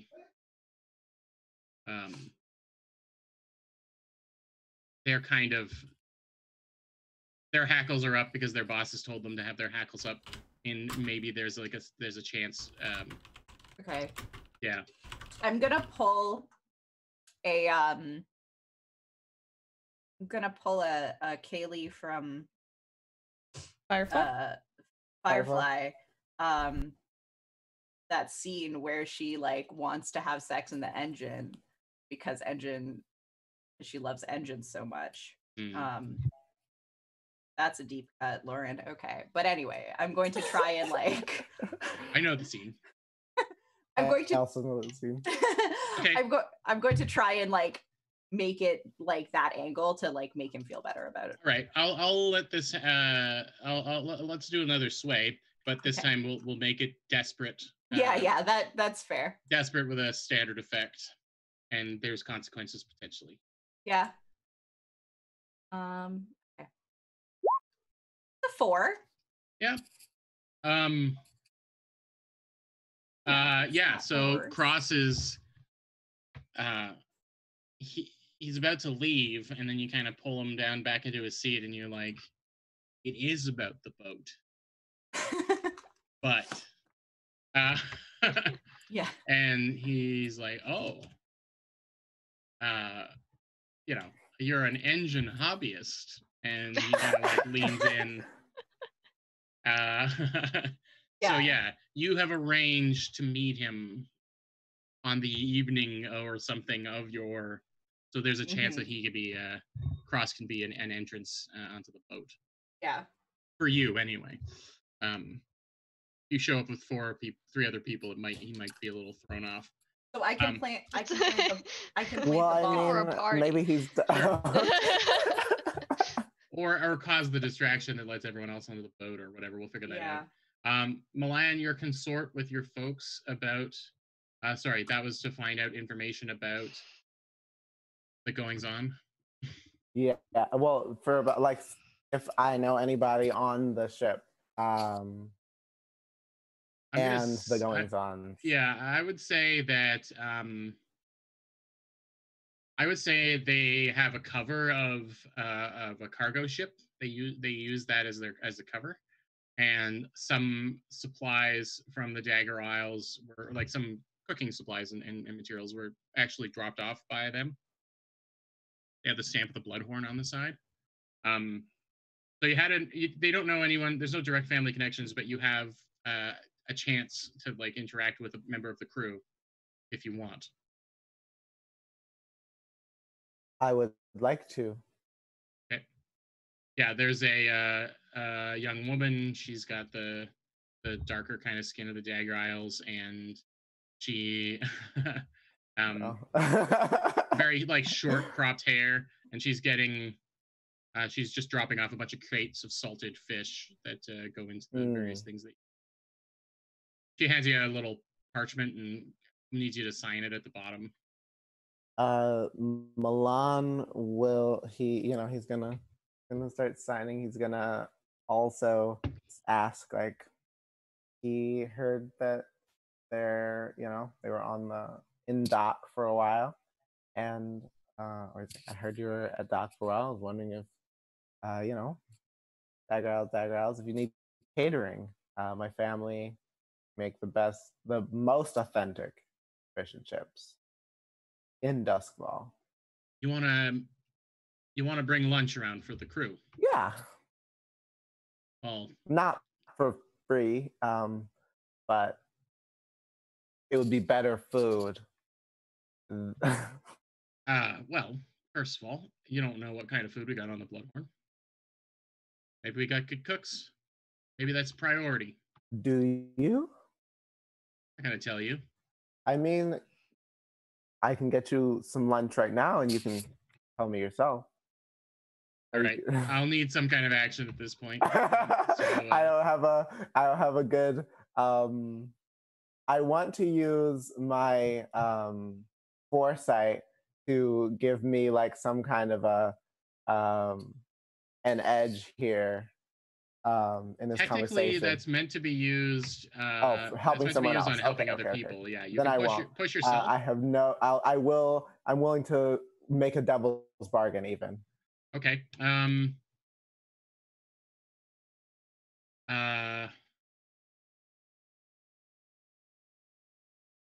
Geez, a devil's bargain on a discussion about fish and chips.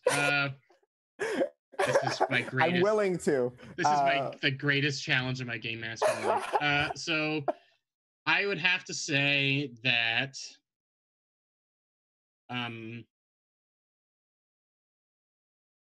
you get the bonus die, but you're going to expose.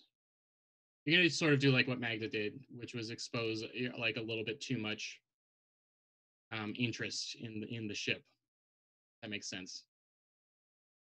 If you're getting a bonus die, you're getting a bonus die, and you're risking accidentally giving too much information away. Okay, that's 2 bonus die.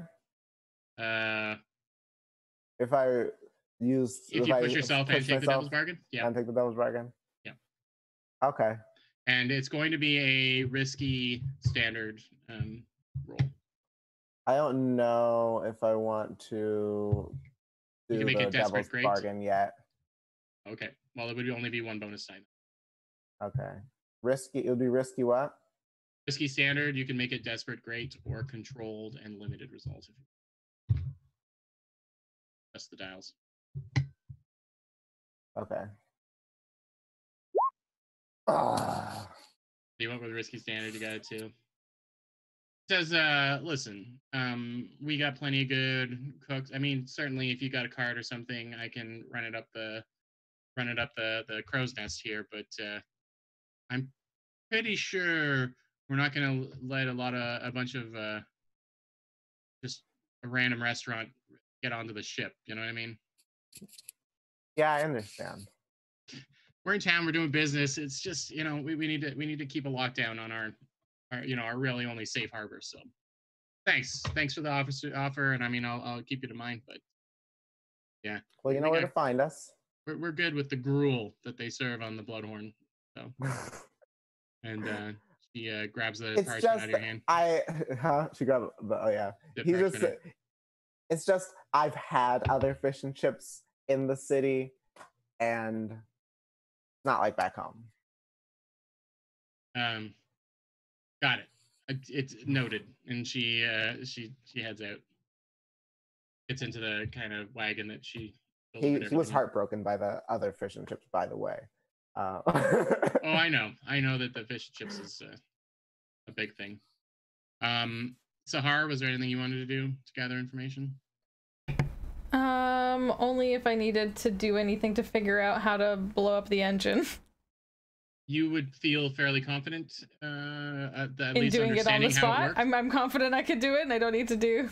Well, you can do flashbacks to researching to give yourself advantages, right? So then that was my only, I think, my main thing. Okay. So I haven't rolled my study yet. But... Oh no, yeah, sorry. The last thing is studying the. See, it's because you brought up that we were using all the 6s earlier, and now see what happened. You end up spending the evening drinking with Coddle. You're reminiscing about the scene. You actually have a real good time, though. Yeah, really good. And he brought out all of the notes, like all of the little bits of his diary and stuff, like things that he so he was really earnestly going to try and talk to you about the ship, but you know, one drink led to 10, and you ended up just swapping sea stories with him all evening. Please tell me they're doing drunken sea shanties by the end of the night. Just like. If you've seen The Lighthouse, then except for the weird parts of The Lighthouse, the hugging and dancing part, which I think is also kind of a weird part of The Lighthouse, but yeah, drunken songs and dancing sailors all evening, and I'll let you knock a stress off.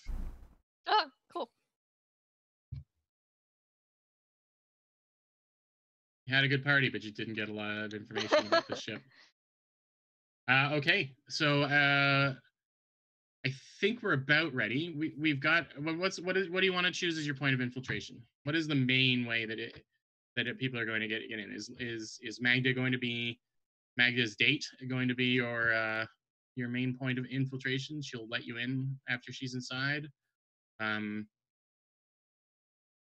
think that like if we can get a small boat to the side of the boat, Magda can open like a window. Sure. We can all chain in. That makes sense. Magda gets inside and then lets the rest of you in. Perfect. That's our point of infiltration. So everyone can choose their loadouts, and I will roll the engagement roll.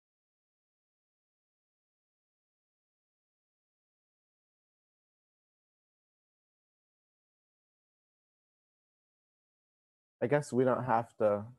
We're not going to be in front of everybody, and so I don't need to have like a light load. Yeah, you could go the more regular load to give yourself some more. Yeah, I'll go with the normal load.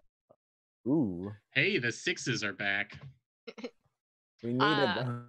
I'm going for a heavy load. I think with my experience, I'm able to move more stealthily under heavy load than like the rest of the party would be able to. I'm more used to that kind of thing. That makes sense to me.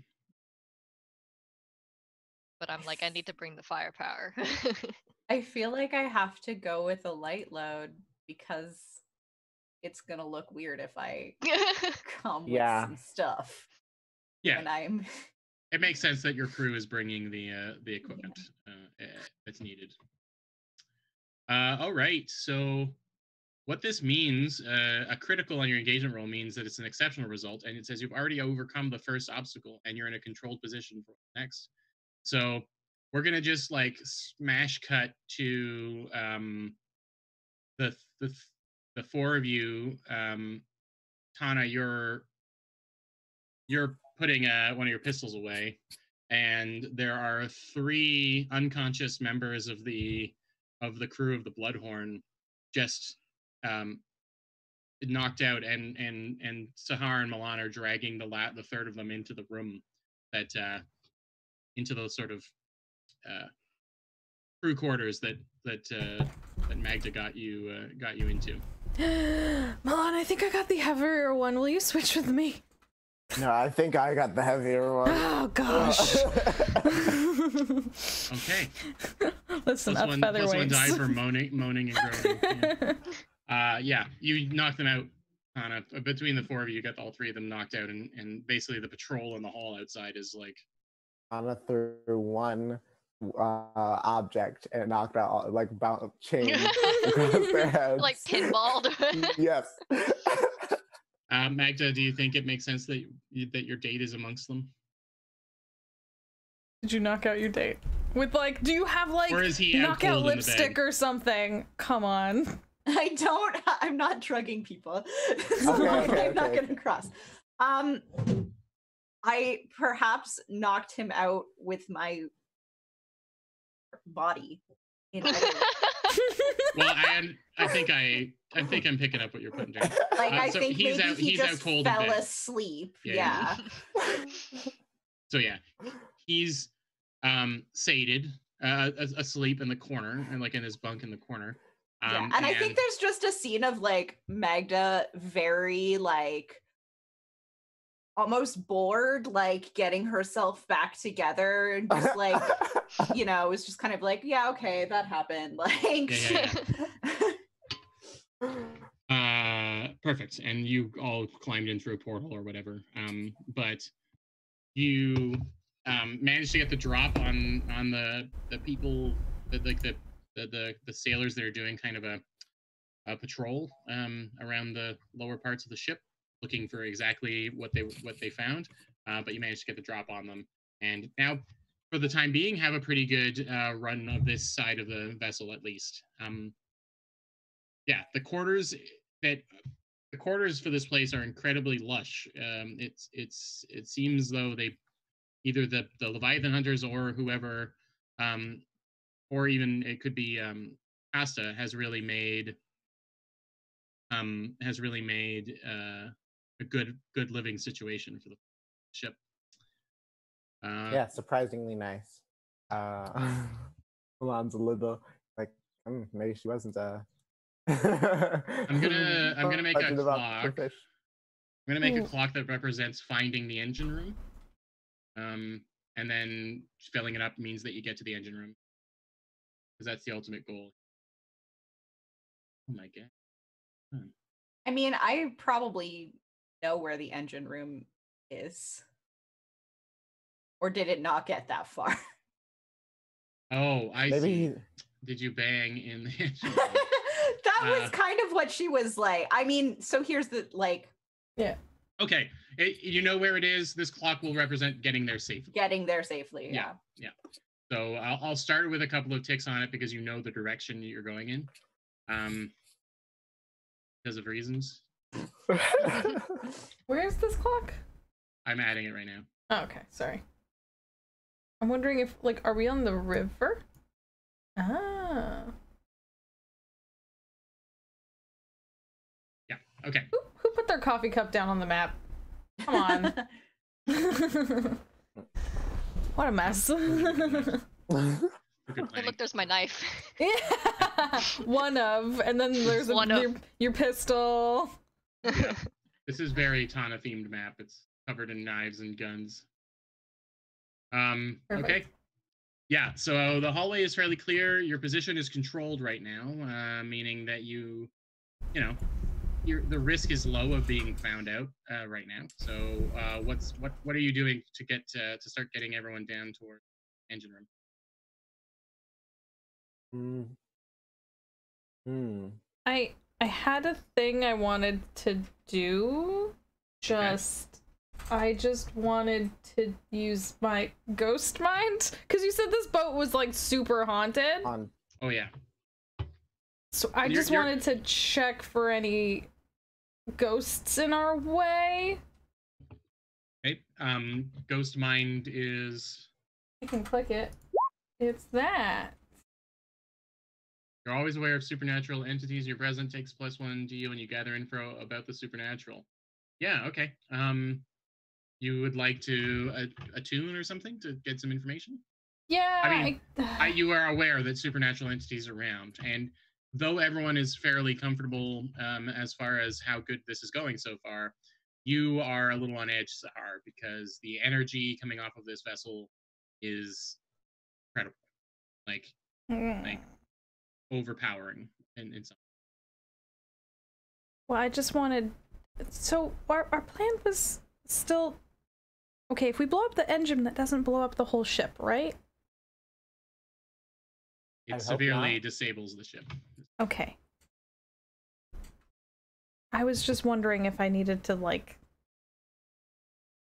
I recently, because we've been doing so much work with ghosts and I've been talking to them a little bit more, they seem to speak with me a little better.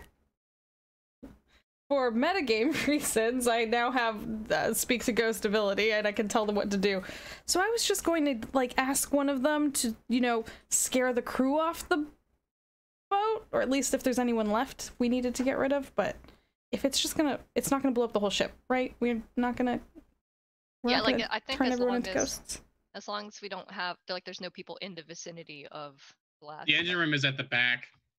Yeah. Lower half of the ship, which, you know, potentially has crew and stuff around it. So there is maybe a need to clear some people out, but it's not going to sink the ship, or unless something horribly goes wrong, or it's not going to sink the ship or injure anybody. Unless, again. Yeah, so then can I use my ghost mind to find the closest ghost and ask them nicely to go spook anyone away from the engine? Well, sure. You want to get closer to the engine first? Oh. That's my new... Yeah, I was force nearby ghost to appear and obey a command I give it. Okay. Sure. What that would be a risky... I'm going to say it's a risky limited result. Unless you have something that you can use to boost it up, or you can turn it into a desperate standard result, or you can do a flashback to a piece of equipment. You're still learning how to. You're still learning how to talk. Can I? But because we've been doing, I did get the ghost podium built, and it's on hold until we have to bring some research and some other things together. So that part's on hold. So can I flashback to making, like, not like a ghost walkie-talkie, but like I'm trying to, like, what item could I have to give me, like, a boost here?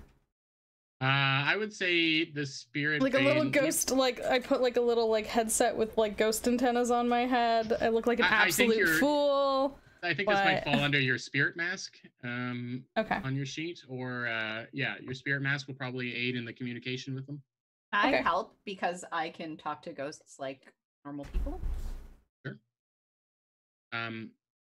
So the flashback sounds like it will cost you a stress, Sahar, but you get an access to your mask, which will improve the situation to a risky standard. Okay. And you can still, of course, get limited. You could do a desperate great. Yep. And Magda, if you want to spend a stress, you can kind of Serrano de Bergerac the heck out of this to give some advice on what to say. Yeah. Perfect. Yeah, I will. There's a bonus die there. Okay, perfect. So 1 stress, that's one of my loadouts as well. My fine spirit mask, so yeah, I guess I pull on this, like... But also Sahar wears glasses, so she puts on the mask and then attempts to put her big bottle glasses, like, over the mask, I guess. Sure. And then that gives me... It could be something, like, more like a... That you put on your head like someone who working in a mechanic shop or something, you know, like a welding mask. A welding mask kind of folds down over your glasses. Womp. I just feel like I don't feel like it fits well either way. I feel like it's gonna be okay, so it's risky standard with 1 dice. With 1 bonus die, yeah. Risky standard. Sorry. Risky standard 1 bonus die. Hey! Look at that. A 6 between. A 6. It's very good. A 6 sandwich. Between 2 failures, which we will not look at. So before all of you reach your hand into the spirit field to beckon a ghost to show itself. You see the kind of weird warped form of a former sailor who obviously died on this vessel.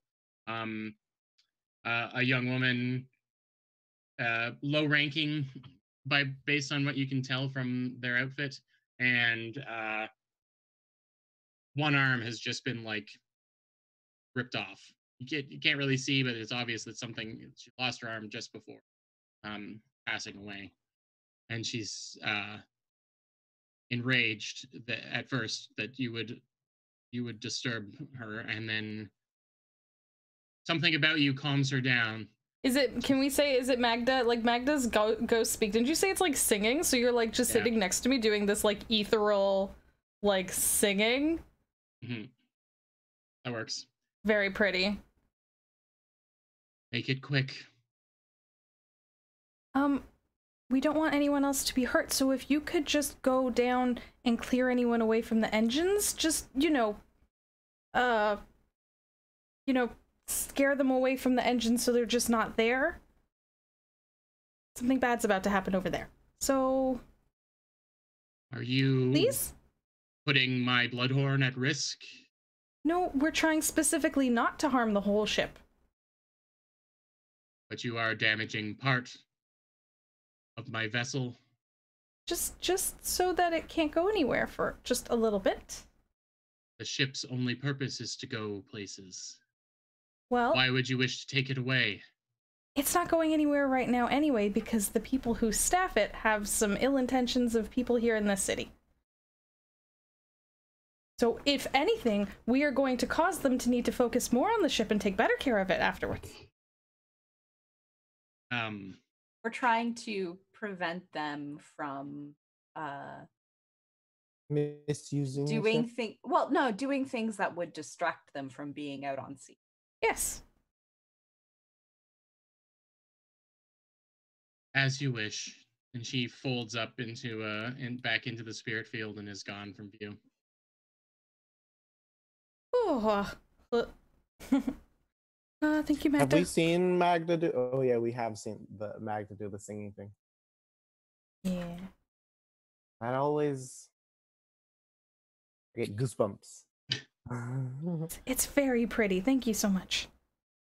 Okay, that contributes to keeping people safe, but it doesn't move up your clock of getting to the engine room. So what's the plan there?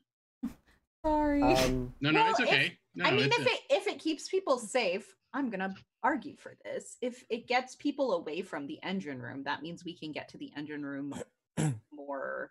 Yeah, we don't have to like sneak as much because we know the path is clear because they all went away from the engine room. That's worthy of a pip. Yay, pip. So you've got 3 more that you need to get on there. I mean, a group sneak roll seems to be smart here, but how do you group sneak? One person is the leader. One person leads, and then everyone rolls, and the best result from all dice rolled is the result for everyone. But anyone who rolls a 1, 2, or 3 result causes 1 stress to the leader. Is Milan or Tana the sneakiest? Tana, definitely. Milan's like a far second, probably. The best plan is actually not to have necessarily the best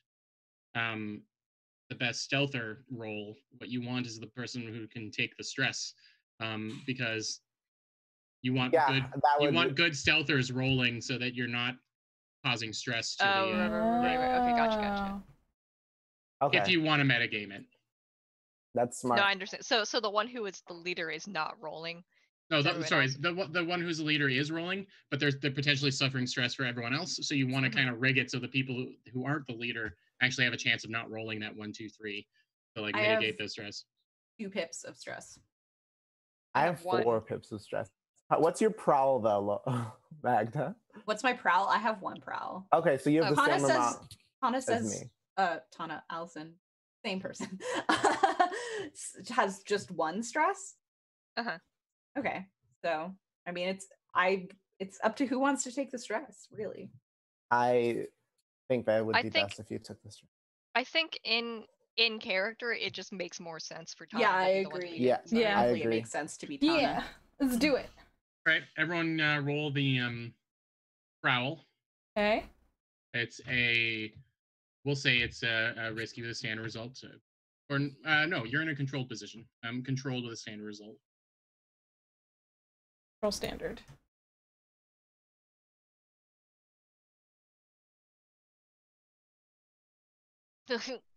Whoops. Okay, we take the best one, right? Yeah. Oh my gosh. Wow. We rolled 2 2s and 2 3s.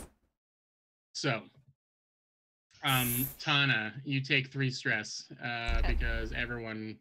Wow, that's not great. You're in a controlled position. So, here we're gonna move it into a risky position for everyone.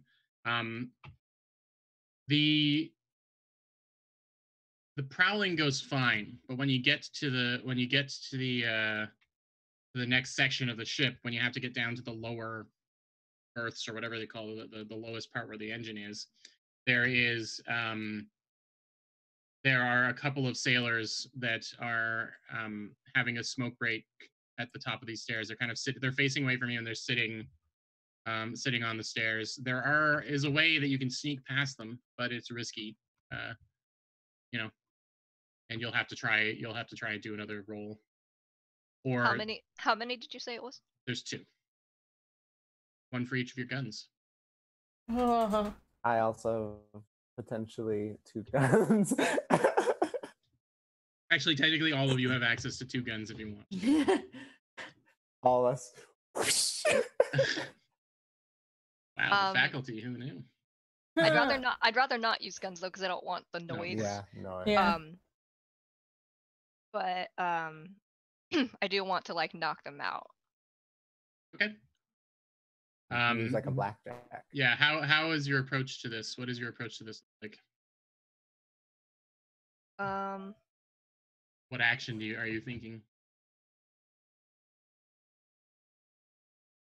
Probably falls under skirmish, I think.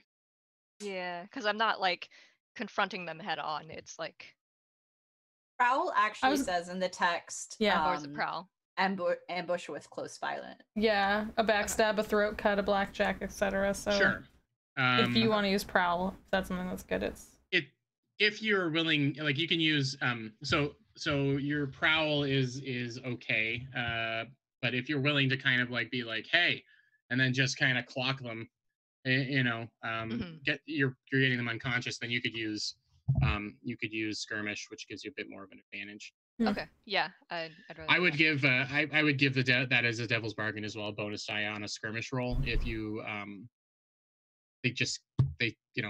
these lads, these folks see your face, but you get that bonus die. You get right up in there. Okay, and I'm gonna I'll use like the blunt end of my guns.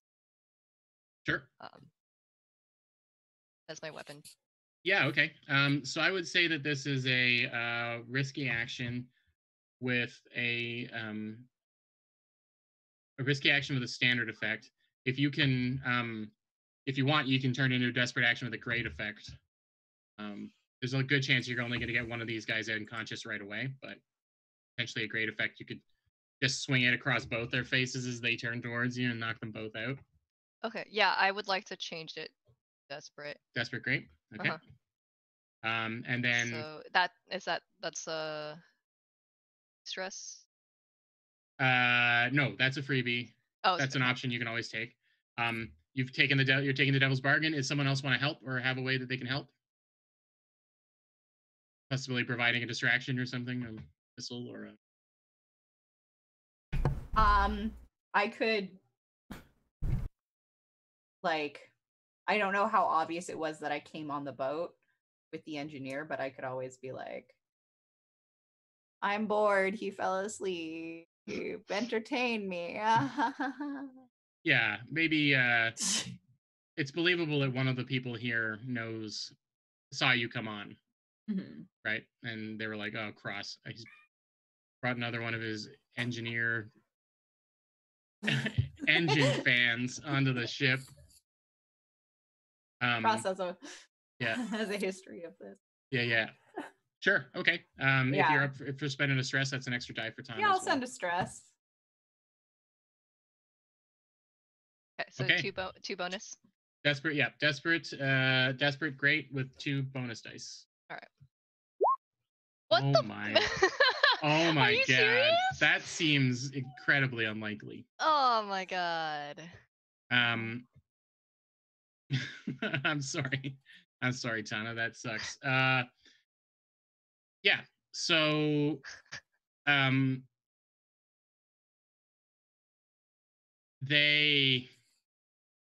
I'm gonna say is you get up close, and then there's the sound of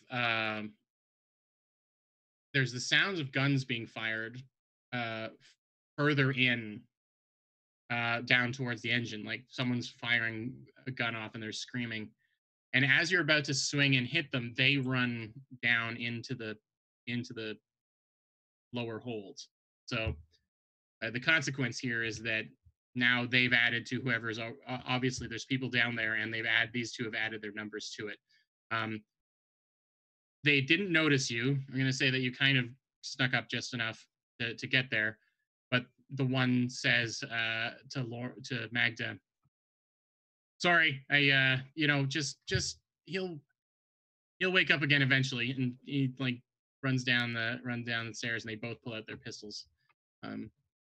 So yeah, there's at least 3 people down near the engine area now. Can I resist to only have one of them go down? Yeah, I would say that would be your resolve roll. I would say resist with resolve. Go for it. Look at that. The 6 is back. So yeah, you take 0 stress, and he's like, well, I'm so bored. Yeah, he's like, the other guy can handle it. And he's like puts his gun away and starts coming over to you, and Tana, that's when you can get the freebie knock in the back of the head, and he just like wobbles and falls down to the ground.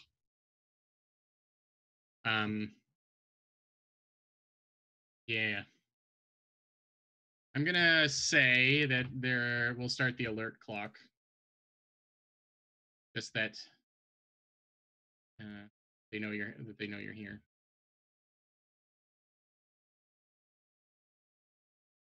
When you roll a crit on resistance, oh no, crit is 2, right? Yeah, 2 6s. Yeah. Okay. And I will make this. Okay. So yeah. Let's progress you towards the engine room, though. All right. We got 2 more pips down to get down to the engine room, and things have moved to a risky position because there's an extra body out in the hall here, and at least one person has you've made a little bit of noise. So when Tana knocks out the person, Magda's gonna be like, my hero.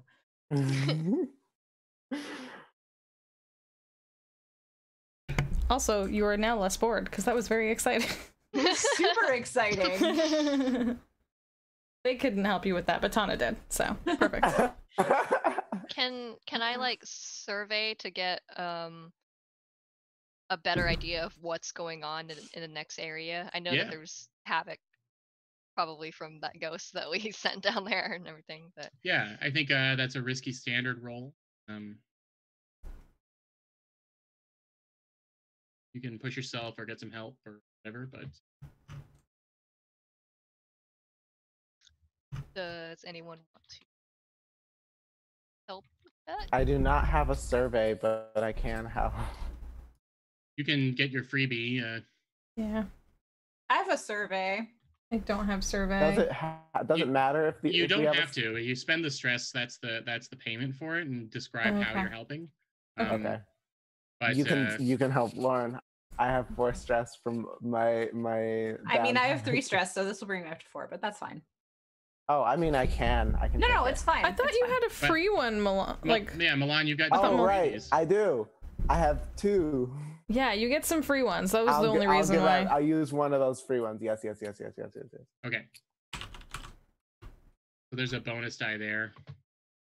I can help a little. Like he goes in and he Yeah, you can kind of try to help.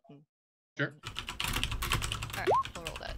Hey. There we go. Perfect. The ghost did what was asked, and the sailors are shooting at it. One of them, as you look down the stairs, you can't really see the ghost, but you can see that its actions are there. And one of the sailors is being lifted up by their throat, and their eyes are bugging out. Whoops. And you can see basically a crackling lightning nervous system periodically, which is the ghost itself sort of manifesting in the real world. And I think maybe at the top of the stairs, this is a good place to pause for the session. Yeah. The score is going to be a 2-parter, which is important because it's a backstory score. So. Yeah. Okay. Yeah, that makes sense. So I guess if we're pausing there, let's go around and everyone say goodbye. Tell us who you are, where we can find you, what sort of things you're up to. We'll go in reverse order. So starting with Jordan, you're first. I'm Jordan, as I mentioned before, at Made of Cartoons on Twitter and sometimes on Instagram. I can be seen here every other Saturday running this lovely game, and I hope it's lovely. And periodically on Friday evenings, playing indie games and running Fiasco. We just tried out the new card-driven Fiasco last Friday, and I have to say, it was so smooth. It ran so smoothly compared to the other version that it was really good. And they just launched the official version on Roll20, so I think we're going to maybe be doing that again next Friday, I think. So you might see me there. Yeah, apart from that, I draw pictures and hang around on the internet and chat with people. So that's me. Awesome. Next is Basel. I'm Basel, at Lammergeared on Twitter. And I draw hunks famously now. If you like orcs, come check me out. Amazing. That's a business card right there. Yeah. If you like orcs, you flip it over. Come check me out. My card. And then your title is professional hunk drawer. Yeah. Professional hunkster. Yeah. Perfect. I only draw hunks, but turns out everyone's a. You could be too. Come on by. Next is Lauren. Hi, I'm Lauren. I am jail_nice_girl on Twitter. I am Starving Soubrette on Twitch and YouTube. I stream solo tabletop RPG anthology campaigns and also Nancy Drew video games. I'm trying to find a new day for my Nancy Drew, so we're gonna try tonight. Probably around 8 p.m. EST. we're gonna, I'm gonna try and stream some Nancy Drew. We're at Danger on Deception Isle. It's set in the Pacific Northwest. It's about whales. It'll be a fun time. And then on Monday, I will be playing Ironsworn as part of my solo anthology campaign. When's that happening? Monday night at 7 p.m. EST or EDT or whatever the heck time we're in. Just E is fine. Yeah, I'm curious about Ironsworn. Oh yeah, it's super crunchy and fun, but it's good. And fun but good. What? Yeah, it's a good time. I almost died really horribly last week, so hopefully I will not almost die really horribly this time. You think we're having bad dice days? And everything else I do is on Twitter, so definitely check out my Twitter. Awesome. Allison. I'm Allison, also known as Disco, @_Discosaurus on Twitter, and Base Discosaurus on Twitch. I'm not up to anything special at the moment, but I have been thinking about maybe getting back into the video game streaming land, so I guess stay tuned for that. Heck yeah. Heck yeah. Awesome. If you're watching on Twitch, then I have put everyone's links, I'm pointing the wrong way, in the chat over this way. Go click them and follow these cool people because they're all awesome. If you watch later on YouTube's after I clean up this video all nice and squeaky clean, it'll be down below. So go find them and all the cool stuff they get up to because they're all very heckin' cool. I'm Jess, this is my channel. Thank you so much for being here. Thanks for hanging out with us for this wonderful ghost story times, and I can't wait to see what we get up to heckin' next time. But yeah, you can find me here. You can find me at @go_JG in most of the places on here on Twitter, Instagram, itch.io. We're close to hitting enough YouTube subscribers. Hey, if you're watching on YouTube and you haven't already subscribed, hit the subscribe button because we're really close to getting, they don't give you a URL until you have over 100 subscribers. So we're close to hitting that. So, do that, please. Thank you. But yeah, I'll be back later tonight with Dustin as we play Destiny in Space. Wreck and skirmish that subscribe button. That's good using the, yeah. Wreck and skirmish them too. Yeah. It's perfect. It's, you know, whichever one you're good. Yeah, attune to the channel. Whichever one you're good at. Whatever bell. Consort with the button, whatever your skill set. Any of those things. Yeah, and I do clean these all up and I put them in a nice little playlist so you can easily watch all of them in order. As well as other things we've gotten up to, but I'll be back tonight with Destiny. Tomorrow is Borderlands. You can also, something that's not live, but actually fancily produced, is Lauren and I are on a podcast called The Fairest of the Seasons, in which Lauren is our wonderful, wonderful facilitator in a Good Society podcast, and you can catch that over on Don't Split the Podcast Network. So far, 2 episodes are out. Sorry? No, I was just chuckling at Don't Split the Podcast. Yeah, it's a good name. Don't Split the Podcast. Fairest of the Seasons. Us and a whole bunch of other cool people get to do Jane Austen style romance and scandals, I guess. Like, so that's a heckin' ton of fun. But yeah, thank you so much for hanging out. In the meantime, I figure we will go. We're gonna go visit our good friend Hans, who is talking to our good friend Kevin, who just played Fiasco with us on Friday, and they're both very cool TTRPG designers, and they are literally right now talking about TTRPG design. So we're gonna go over there and show them some love. Thank you so much for hanging out. I hope you have a good rest of your day. Hopefully we'll see you for more games very, very soon. Thank you so much for watching. Bye! Bye!